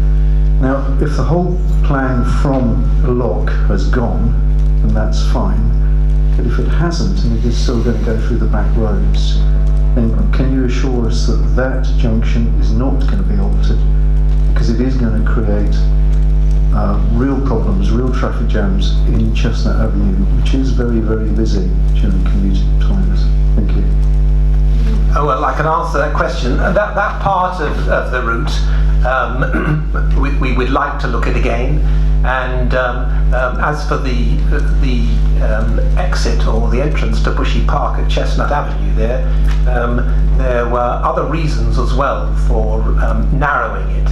I was told that a safety case had shown that there was a problem with the vehicles coming out of Bushy Park because those turning left had their view of the road blocked by those coming straight out, turning right. There was a problem there, a safety problem, which the proposal to reduce the exit to one single lane was designed to resolve. Now that if it's looked at again, then we'll have to look at that afresh to see whether that still stands up. But I take your point. Right, thank Thank you. I'm going to take a last comment on this issue, and then we're going to move on. So can we just get a mic up to the back? Sorry. You can probably hear me. It's a very quick point. They won't hear you on the camera, so if you so much. Teddington Lock, cyclists, my only plea, doesn't cost thousands, doesn't cost very much at all, is for those of us who walk across the bridge at Teddington Lock, could there be more evidence signage to cyclists that they should walk across the bridge? We'll certainly look at that and see what we can do. Cyclists don't like getting off their bikes, and that's a bit of a problem, as you know. But can I just say, as a cyclist, where they should get off their bikes, they should get off their bikes. So certainly let's take that away and see what the signage is. Look at the signage. Okay, we will. Lovely, thanks very much. You'd be surprised, but it's. But thank you. Obviously, there's a lot of passion about cycling in the area. Can I now ask Ingrid Gorn? I have a second question about Prospero. Okay, can we come back to you if we have time, because we have other people who have also submitted questions, and I'm aware that there are people in the room who still have questions too. Can we have a mic to the front?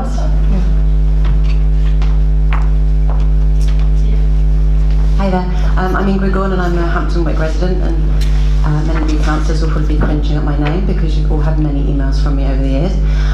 In 2004, a man named Simon Levine was given planning permission to build another property behind where I live with my husband, and he is our freeholder.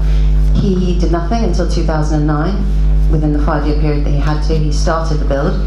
In 2009, he promptly left the build and has done nothing to it since. It is open foundations, adjacent to our home, a derelict building beneath our home, on a public pathway, in a conservation area. The council have fobbed us off for years, claiming they don't have the enforcement legislation, which we know they do. I have unwillingly, as has my husband, become an expert in the Section 215 Town and Country Planning Act and the best practice guidelines of that planning act, and I know full well the legislation is available for the council to do something about this. Aside from the damage it's causing to our home, to our mental health, in fact my husband isn't here tonight because he is so depressed after 9 years of this, it's an absolute eyesore. It's damaging the amenities of our village, it's in a conservation area, hundreds of people use that public pathway, probably every day, I don't know the statistics. Many residents overlook it, including some assisted housing. It's an absolute disgrace. What kind of message does it send to other would-be developers? And in fact, Simon Levine has multiple empty units in our village, and our village is dying, and Teddington thrives, and we have multiple empty units that he owns, and it is high time the council did something about this and stopped hiding behind the claim that they don't have the legislation and they cannot do anything about it. I can show you the best practice guidelines of the Section 215, of which I am very familiar. So that is my very long and slightly angry question. Can I just ask, we take this one up after the meeting, because you've also got a lot of details there that I need to have a look at. It is my understanding at the moment that there is no legislation which says once you've started a build you have to finish it. Now if you're saying that's not the case, then I need to be informed. So there's such a thing as meaningful work, and there has been no meaningful work since 2009. There's also a 10-year rule, and we're nearly at the 10-year rule. And I do believe that if there really was nothing that could be done, then our entire country would be littered with holes in the ground. Let me take that up with you afterwards. Thank you. Is that the full answer? Thank you, Pamela. I know that you've been involved. And I have worked also with Councillor Locke on this, and I have been back to officers on numerous occasions on this. And of course you did, I think, go to the local government ombudsman, and the council was found not to be at fault on this. The initial draft decision that Sue Payne, the government ombudsman, came to was in our favour. And then at the last minute she turned on a halfpenny and it completely changed, and it was no coincidence. I believe that was timed with a phone call from the head of environment, Jonathan, somebody who hadn't been involved at all and promptly retired the next day, very conveniently. Also, the council consistently submitted their information past the deadline, which they shouldn't have been allowed to do. We were submitting all of our documents in time for the deadlines, and they consistently were late with their documents. So Well, I don't know. All I do know is that the council, because I wasn't involved at that stage, but from the records I've got, the council was found not to be at fault of this. I know we have also taken out action under that section 215 and had the site clear. Well, the developer did actually comply with clearing the site, but he did no more work on this. This is something I think that we need to pursue with members of Parliament, and I did actually, because this came up at council in relation to a couple of buildings in Heathfield Ward, and I did actually make the point that I'm in touch with both Dr. Cable and Zach Goldsmith, because it isn't just the Twickenham side of the borough. There's this issue that needs to be raised, and also the question of approved inspectors as well, because in many cases, this is I'm sure probably one as well, certainly the one that's raised in council, the council isn't the approved inspector, the developer appoints someone else, and these are things that aren't within our gift. These are government matters, and this is where legislation needs to be changed. So I've spoken both to our Director of Environment and to the Assistant Director for Planning about this. Councillor Seymour says he will also take this up. I'm very happy. I'm hugely sympathetic to you and to anybody who is suffering this.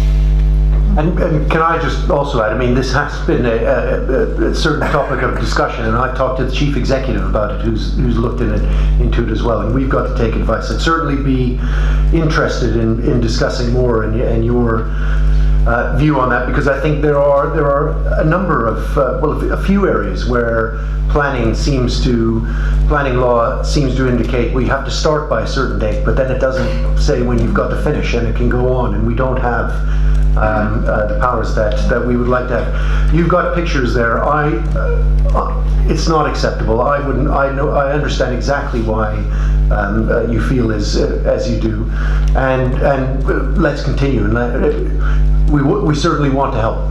Thank you. I'd just like to add, I think it's an important safety concern as well, and I would hate for the council to wait until basically somebody falls in there, hurts themselves, or our building slides into it, or our building falls in some way onto the high street, because having a derelict building and inadequately shored up open foundations that are waterlogged next to your building, a period building, for 9 years it's not safe. And I'm expecting a baby in July, and I am extremely concerned about the safety of living in that building, quite frankly. Thank you. Certainly understand. Thank you. That sort of brings us to the end of our pre-submitted questions, so I'm going to open up the questions to the floor, and this gentleman in front can have the mic.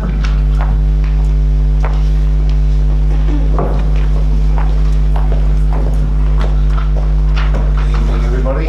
I'm speaking from the viewpoint of a qualified architect, and I want to arouse your interest in the most wonderful site in Teddington High Street, which will stay as it is today for the next 10 years if we don't do something about it.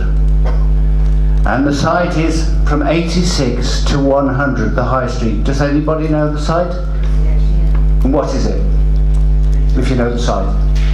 It's the post office, the telephone exchange. It's a telecommunications building, right? And I was made aware of this site on the 27th of December 2016, because two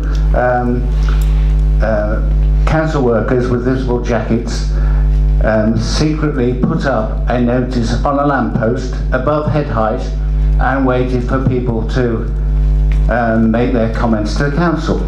So I went over and I saw and he said, oh, this building is surplus to requirements, and the proposal in the local plan, if you had any objections, was to put affordable housing above shops and offices. So I thought it was my duty at this time, if they were so secretive about this planning notice, which was at 7 feet in height, right, when it should have been at eye level, and I waited for 3 weeks looking to see how many people saw this notice, and not one person stopped to look at it.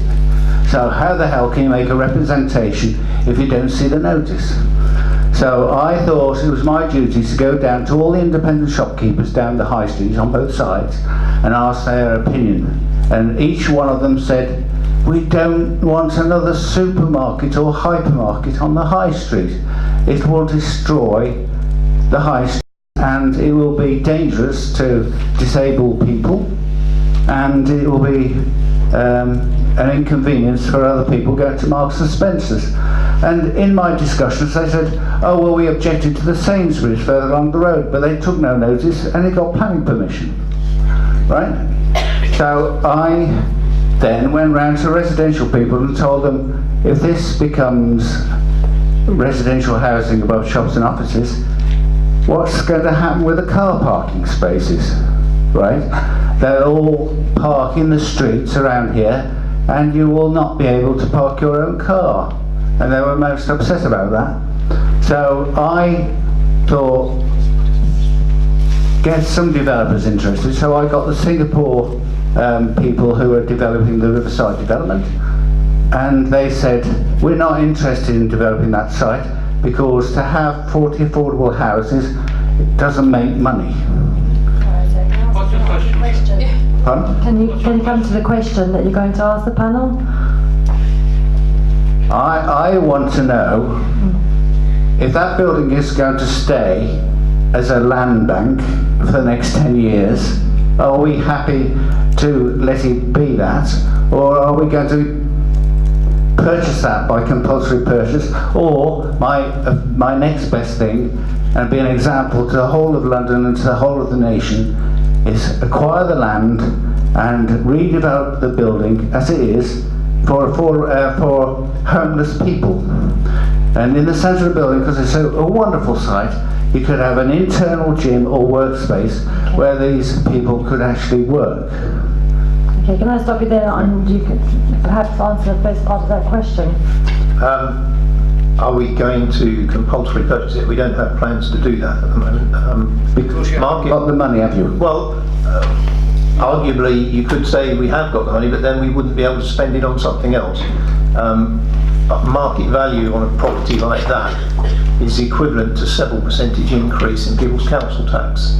It's a question of whether that's what they want their money spent on. At the moment, that's not the indication that we're getting. There is... Can I fit you in? Yeah, fine. You give me the mic, I can fit you into the best of my ability. The local plan, which is nearing adoption by the council, has in it contingent plans for all the post office buildings and telephone exchanges in the borough should they become surplus to requirements. As far as I know, neither this nor any of the other post office buildings are as yet being thought to be surplus to requirements. So what's the proposal in the local plan, which is, as far as I know, has not proved very contentious, and it's likely the inspector will have no comment on it. What it does is suggest in very broad terms what might happen on that site if it becomes surplus to requirements. And that's that, really.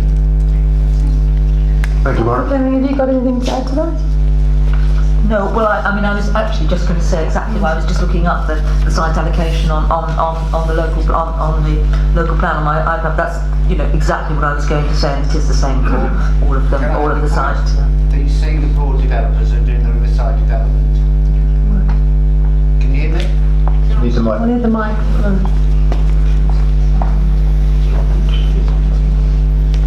The developers of the Riverside development said, to have 40 affordable houses on that site, we'd have to build 200 houses that make money somewhere else in the borough. Well, there's not a site in the borough where you can build 200 new houses, is there? So the question is, it will never get developed unless we do something about it. And either change the local plan to have something else where it's an invite to a developer to develop the site, or just forget about it. Okay, well, I think a lot of the points have been raised. Certainly, thank you for raising it, and we'll take that back. I have to say, I don't know the site individually, and so we'll yes. I've already developed it in my own mind, right? And it will be a big attraction. Well, hopefully one day you'll be able to bring that to fruition. Sorry, Chair. There's no indication at the moment that it's going to become available. No, I mean, can I say that? Do I need the machine again? No.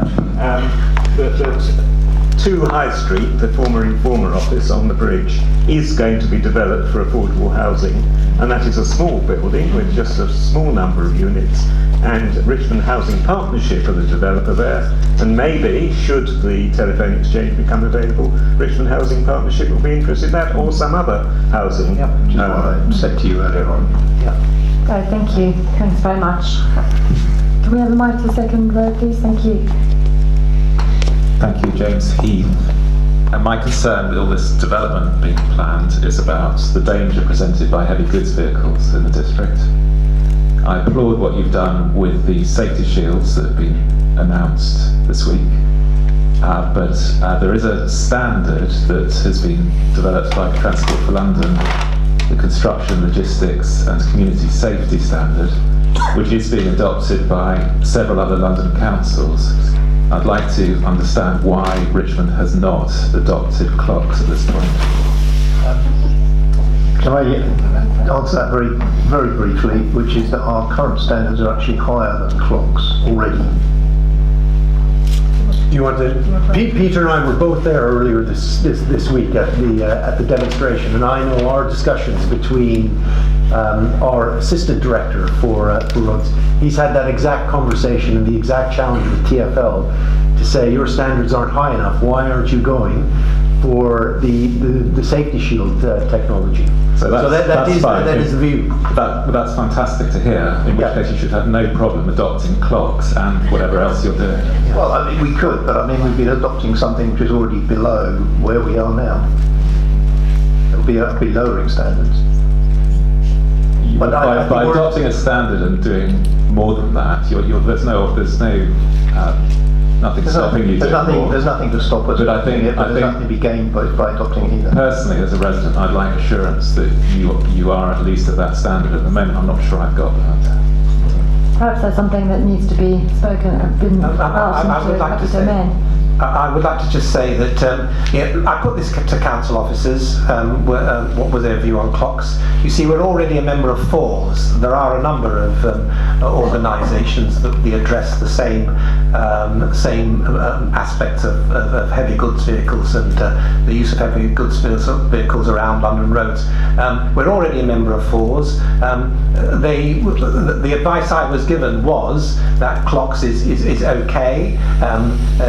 A few years ago, it was rather a moribund organisation, and it certainly has come on since then. So we will have a look at it, but we certainly are, with safety shields, working at a standard far and above what they require, and we believe that FORS serves our purpose. It's the TfL standard recognised organisation, and we're part of it. So you've also got to address how many of these organisations, these bodies you are going to be part of, and at the moment the clocks is not the one we're looking at.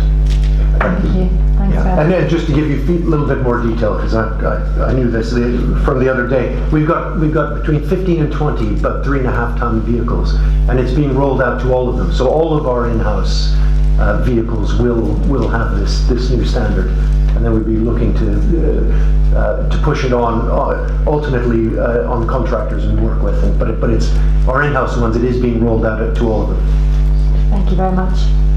Can I take the gentleman at the back who hasn't asked a question yet?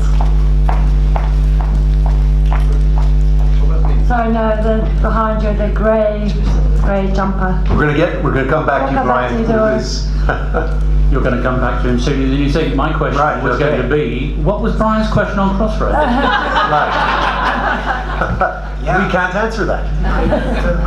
Can I tell Brian's question? Well, let's hear it first. Let's hear his question. There's a bit of a preamble for the question, because I suspect a lot of people... You have 3 minutes, Brian.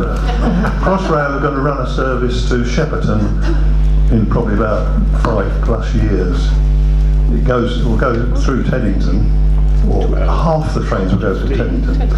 And there's a proposal that half the Shepperton Line Crossrail 2 services terminate at a new railway siding between Hampton Wick and Teddington.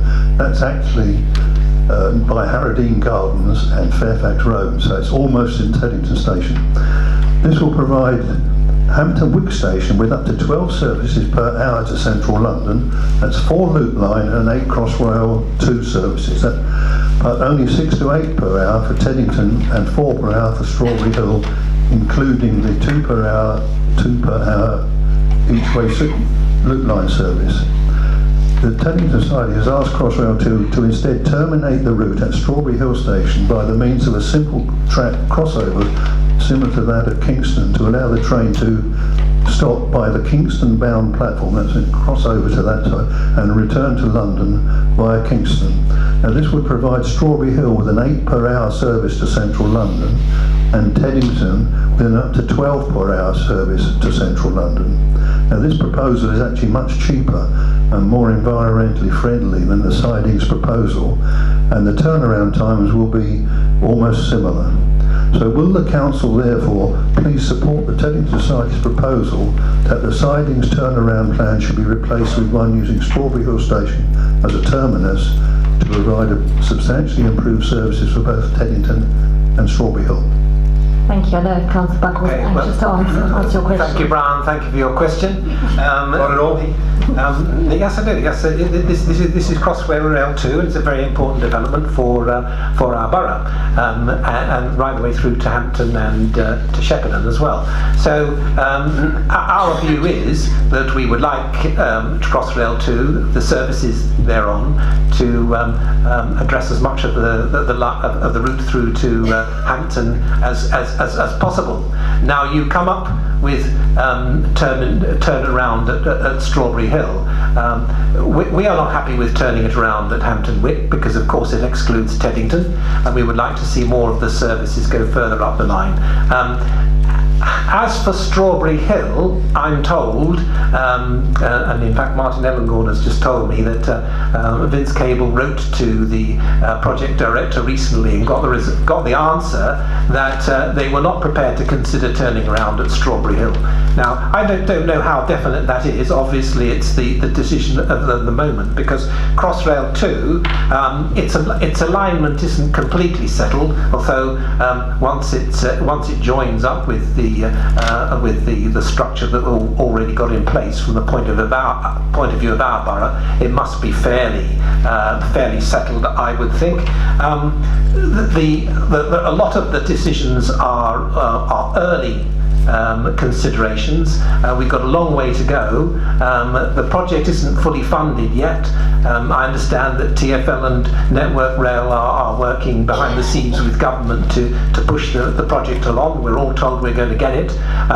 It may well be 10 years away before it actually lands, and between now and then there are a lot of decisions yet to be made. As far as we're concerned, we want as many services using the Crossrail rail system to go as far along those lines towards Hampton and maybe beyond to Shepperton as we can get, and that is our view, and that is what we will be pursuing with Network Rail and TfL. Certainly, if all the routes were extended to Shepperton, it wouldn't worry us, because we'd have all the services. It's the cutting off of half of them. Yeah. Well, I'm fully aware of that. It's the fact that they're proposing to turn around most of them, I think, at Hampton Wick and not carry them on. Our view is we want to carry on more of those services. Now, whether Strawberry Hill is a turnaround point or not, I don't know. But our objective would be to get more of those services further along to Hampton. Hampton is an important station. We'd like to see that served better than it is now. And with Crossrail, we have the opportunity to have that. Yeah. And Brian, yes, we will keep advocating for that and keep working with you on that. Can I ask a quick question? But the officers said the turnaround point was going to be very close to Hampton Wick Station. Michelle Diggs has written to say, no, it isn't. It's going to be almost at Teddington. So the people in Fairfax Road and in Harrowden Gardens will have trains parked at the bottom of their gardens. Well, I'm sure, Brian, you know better than I do precisely where those sidings are.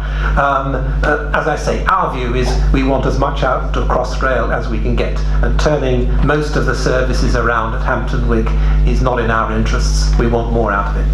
Can I just ask a quick question? What is the best way for members of the public to get those views up to Crossrail? How do they... Well, yes, I understand that towards the end of the year there will be another consultation on Crossrail 2 coming out, so no doubt the members of the public, we will all get our chance to put our views across then. Okay, thank you. There's a lady in the third row. I'm sorry, your necklace, yes. Thank you. I'm a trustee at the Landmark Arts Centre, and I wanted to say thank you very much to the council for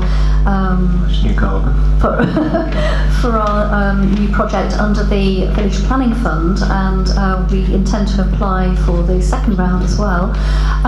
My question is, the infrastructure levy is 15% paid into the Village Planning Fund, and I was wondering what happens to the 85%, and also is there any potential for increasing the amount that goes into the Village Planning Fund up from 15% to a higher percentage, so that local communities have more of a say about how the money is spent? Pam, would you answer that? Yeah, thank you. Well, firstly, yes, the rest does go into projects across the borough, and it's agreed, and there is what's known as a Regulation 123 list, and it has to be spent on projects that are on that list, designated on that list of various types of priorities. Schools, in fact, are one of them, but the list is on the website. The 15% is actually a statutory. It's an amount set by government, so we can't. And in fact, when we originally were going out, and this goes back, I think, probably to about Cabinet Report in 2013 or 14, we had said that we wanted to make it exactly the same as it was for neighbourhood forums, and that's 25%. And that had been our intention, and we would like to have done it, but we can't. So what we've tried to do is to make it something that everybody can vote on, and it is designed to, I think the system that we've got is probably quite unique, where we have consulted the local population, that groups come forward with projects, so as far as we can, we make sure that it is spent on what the community actually wants, and I'm delighted we were able to, well, that everybody voted for the Landmark Centre as well. Yeah. Lovely, thanks. Can we go to the gentleman in the middle?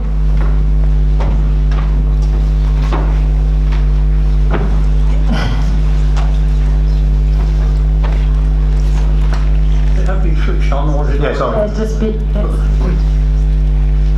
29 years ago, when the Greater London Council Act allowed for the review of borough boundaries, Kingston made a grab for Hampton Wick. And the then Chief Executive, addressing the Hampton Wick Association, made a very good point. He said Kingston Borough sees itself as a monolith, whereas he actually used the term Richmond upon Thames Borough is just a joke name for a series of communities, 20 in all, along the river from Barnes to Hampton. Those are the real communities. The borough is just a providing organisation.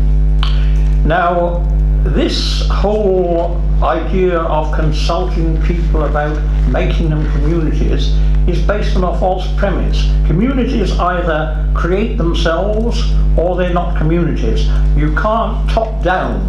The county, the borough can't tell you you're a community.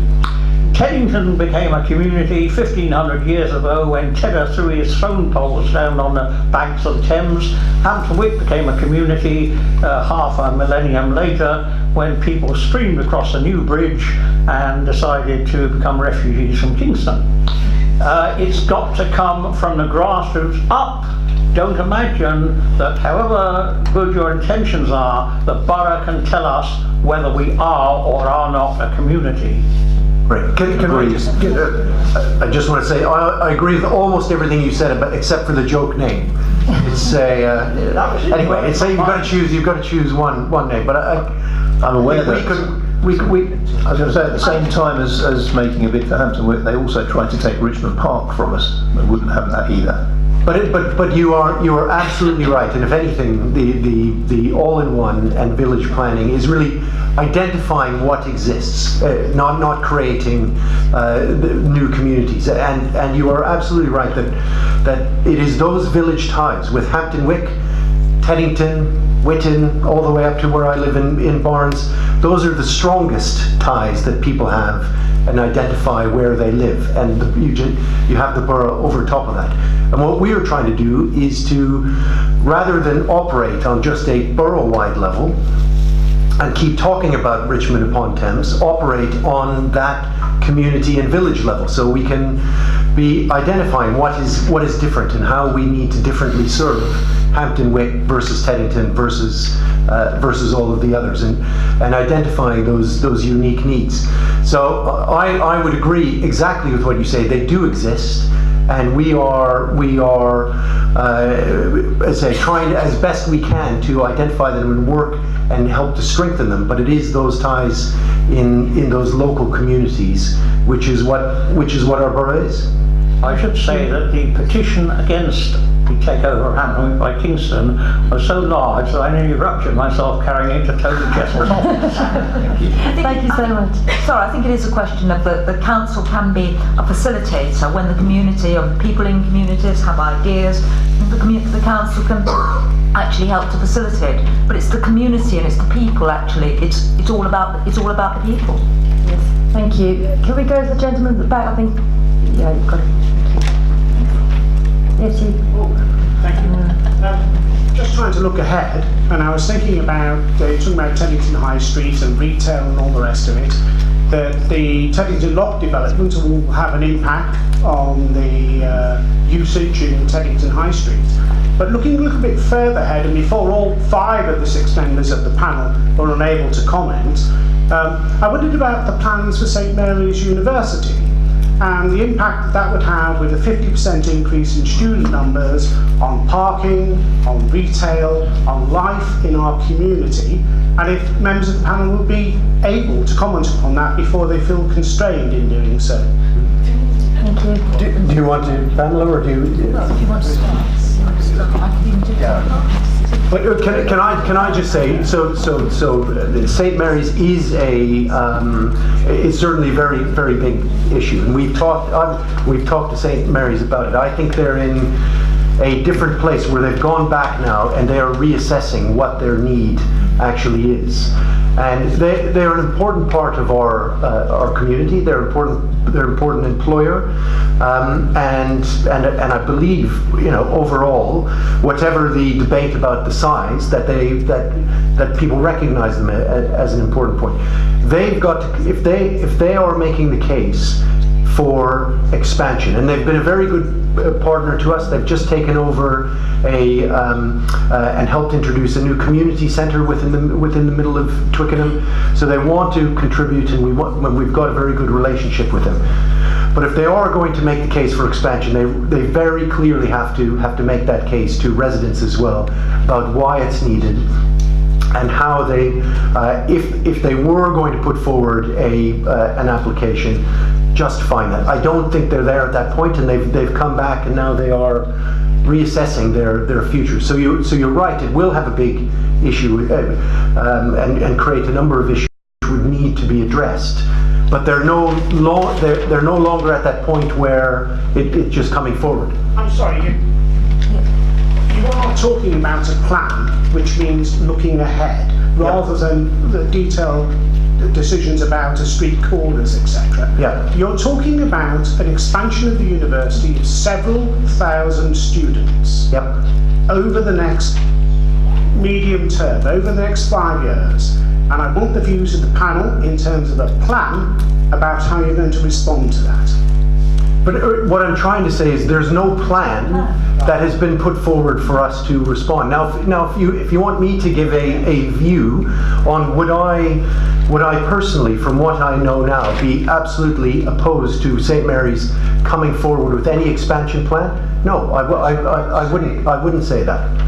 So we would engage constructively with them on that. But I'm not quite sure what you want us to comment on when there's no plan for us. As a panel, instead of all the questions being terribly detailed, we're talking about a plan for our community. Yes. One of the biggest impacts on our community in the medium term is likely to be a very significant 50% expansion of the University of St Mary's.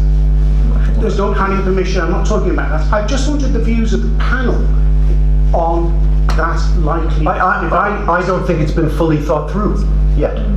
No, I don't think just an expansion of 50% at this stage. The plans haven't come forward about how they're going to do it. There are issues about their original thinking about putting buildings on MOL. That's been challenged to say whether we really need that. There are all of those issues about parking and transport. We don't have a detailed, I know you said not detailed. We don't have definitive enough plans to say that they're going to go to 50% for me to be able to comment and say yes or no, good or bad. So if they come forward with that, then we will take a look at that. We need to look at all of the issues and work through them. But I'm not sure what you want from me about giving more of a commitment than that. The entire panel not have a view. I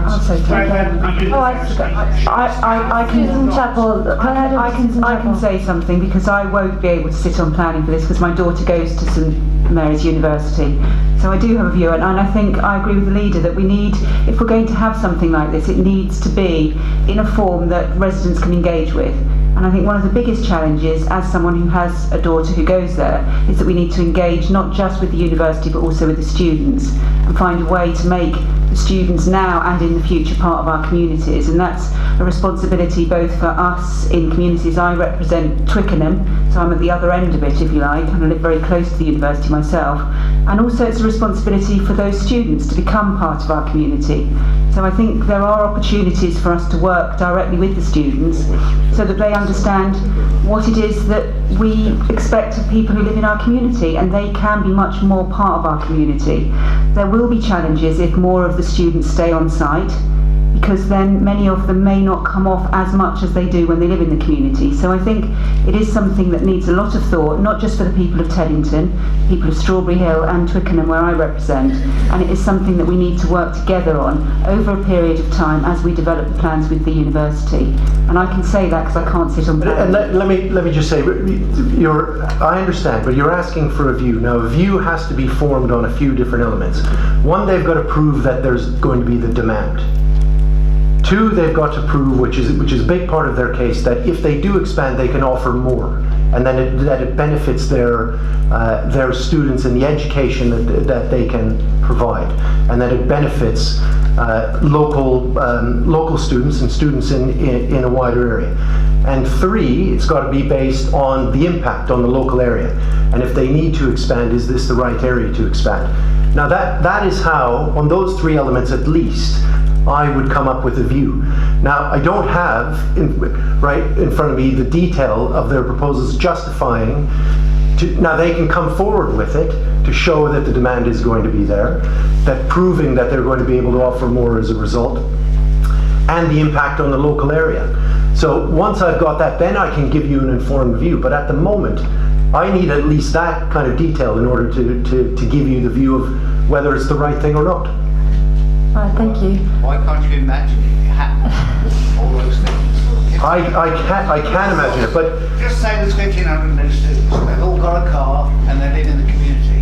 What is your opinion on that?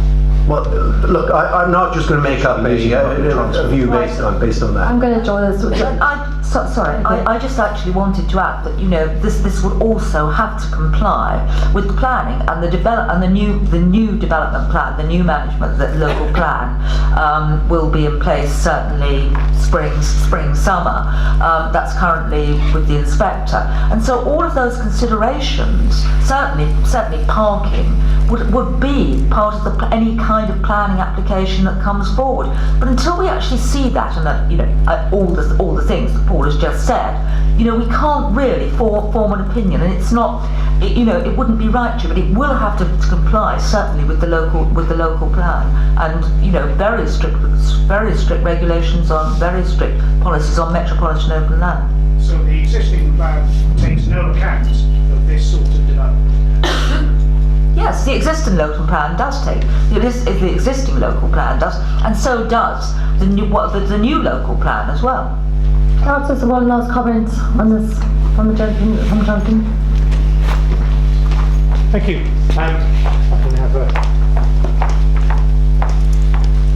As with so many of the questions this evening, it would have been rather easier if the relevant ward councillors had been asked to answer that particular question. Now, this particular one goes into South Twickenham, mostly South Twickenham ward, which is well outside the remit for this. It certainly does affect full on Hampton Hill ward I represent. That includes Shacklegate Lane and that end of Teddington. And if any of you are from that area, which I don't see any of the usual suspects, I think you're mostly from the Hampton Wick end, but if any of you are from that area, you'll be well aware that St Mary's is causing parking problems already, and that 50% expansion that they were planning would be very problematic for that community. I went along to their public meeting about it. I'm sure all the South Twickenham councillors and other councillors in that area will have gone to that public meeting.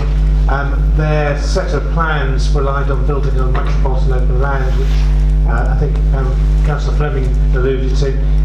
They were more than a tad optimistic. It's going to be an ongoing battle. I think they're very convinced that they do want to expand. My view is that from what it looks like so far, it's more problem than benefit. Can we bring this to a close? We've got probably one more time for one more question. I think Peter just wants to say something on the existing parking. It's something he's been dealing with very. I'd just like to say that the Strawberry Hill parking consultation was carried out with a view to how we might handle the parking in the wider area with the advent of increased numbers of students at St Mary's. And we, again, you know, you do one of these consultations. It sprung out of a similar meeting to this, a leaders' question time a year ago at Strawberry Hill, where residents were very robust in their requirement that something be done ahead of the expansion of St Mary's University in order to safeguard parking in their streets. So we set out on the consultation, and it's patchy. It's not what you might expect. You might expect that there would be an overwhelming desire for CPZ right across the patch. We do have some CPZs there, and the hours of those would be reviewed as well. On the other hand, several areas, or two areas, have come up and are and pass the test, if you like, to take a car parking zone forward. When we go to the next stage with that, we will invite those roads that didn't make the grade to express a second opinion and come in if they will. So where we've got existing car parking zones, they've been asked whether they would like to have extended hours or different hours to take into account what might be the additional parking from St Mary's University. So in terms of looking ahead at the plan and safeguarding the interests of our residents on the parking issues, we're ahead of the game, we believe, and that's what we've done. Thank you. Can I just add that at Oxford, no student is allowed a car. Thank you. Not allowed cars. Thank you. We literally have time for one last question, so I'm just looking if there's anyone who hasn't asked a question this evening that... Okay, this gentleman right in the middle. That's you. No, we need a mic just for the... Thank you. Well, it's a mundane question. It's about street cleaning. There's no street cleaning going on, certainly around where I live in Teddington. And I've raised this previously. But there is a street cleaning contractor, but I don't see him. I don't see any going on at all. Maybe you can explain what we should expect to receive in the way of street cleaning. Well, yes, we do, of course, have regular street cleaning. Roads are swept. Some of them are swept daily. Some of them are swept weekly. Some are swept fortnightly. And in fact, we will be within the next sort of, I hope, 3 or 4 weeks, publishing schedules on the website so that people will know when their street is going to be swept. I absolutely, I will say now that I do know there have been particular problems over the leaf clean, the leaf fall. But you're saying it's been not just leaf fall. No. There's a lot of litter around tonight, so No, I don't see any sign of anybody coming. Well, we do, but if you'd like to talk to me afterwards, give me your address. But I absolutely will take that up with officers. I was only making the point about the leaf fall because I do know that that is a particularly difficult period when schedules are altered anyway because of demand. But if your road and there's a problem in your area, then please talk to me afterwards, and I will make a note and take that up with officers tomorrow. And just say it's wanted. It's got to be. It's one of the things that people expect in Richmond or as a borough to have. Clean streets, and that's right. Yeah, absolutely. It's not a mundane topic at all, and it's one that I discuss, say, with our chief executive regularly. How do you monitor the contractor? I mean, does anybody? Absolutely, they do. We do have officers who monitor go out and monitor the contractor, and the contractors themselves also have a monitoring officer. But if it's going wrong in your particular road, please let's talk about it. They do very well in the high street in the light of, or in the face of difficult circumstances with rubbish being left out by inconsiderate residents. Yeah, fly tipping is a huge problem, and the contractors do respond generally very, very well to the fly tipping. Yeah. Okay. Thank you very much. Right, I think that brings us to the end of this evening. So I'd like to say a very big thank you to everyone on the panel for answering the questions. And Kathy, can we say thank you to you for tonight? Thank you. Thank you, and to Anne and the team as well. Thank you very much for coming, because this is one of the reasons why I love living in Teddington, because there's so much passion to make it such a lovely place, and Hampton Wick, such a lovely place to live. And it's only with the passion and dedication of people that we make it wonderful. So thank you. Thank you.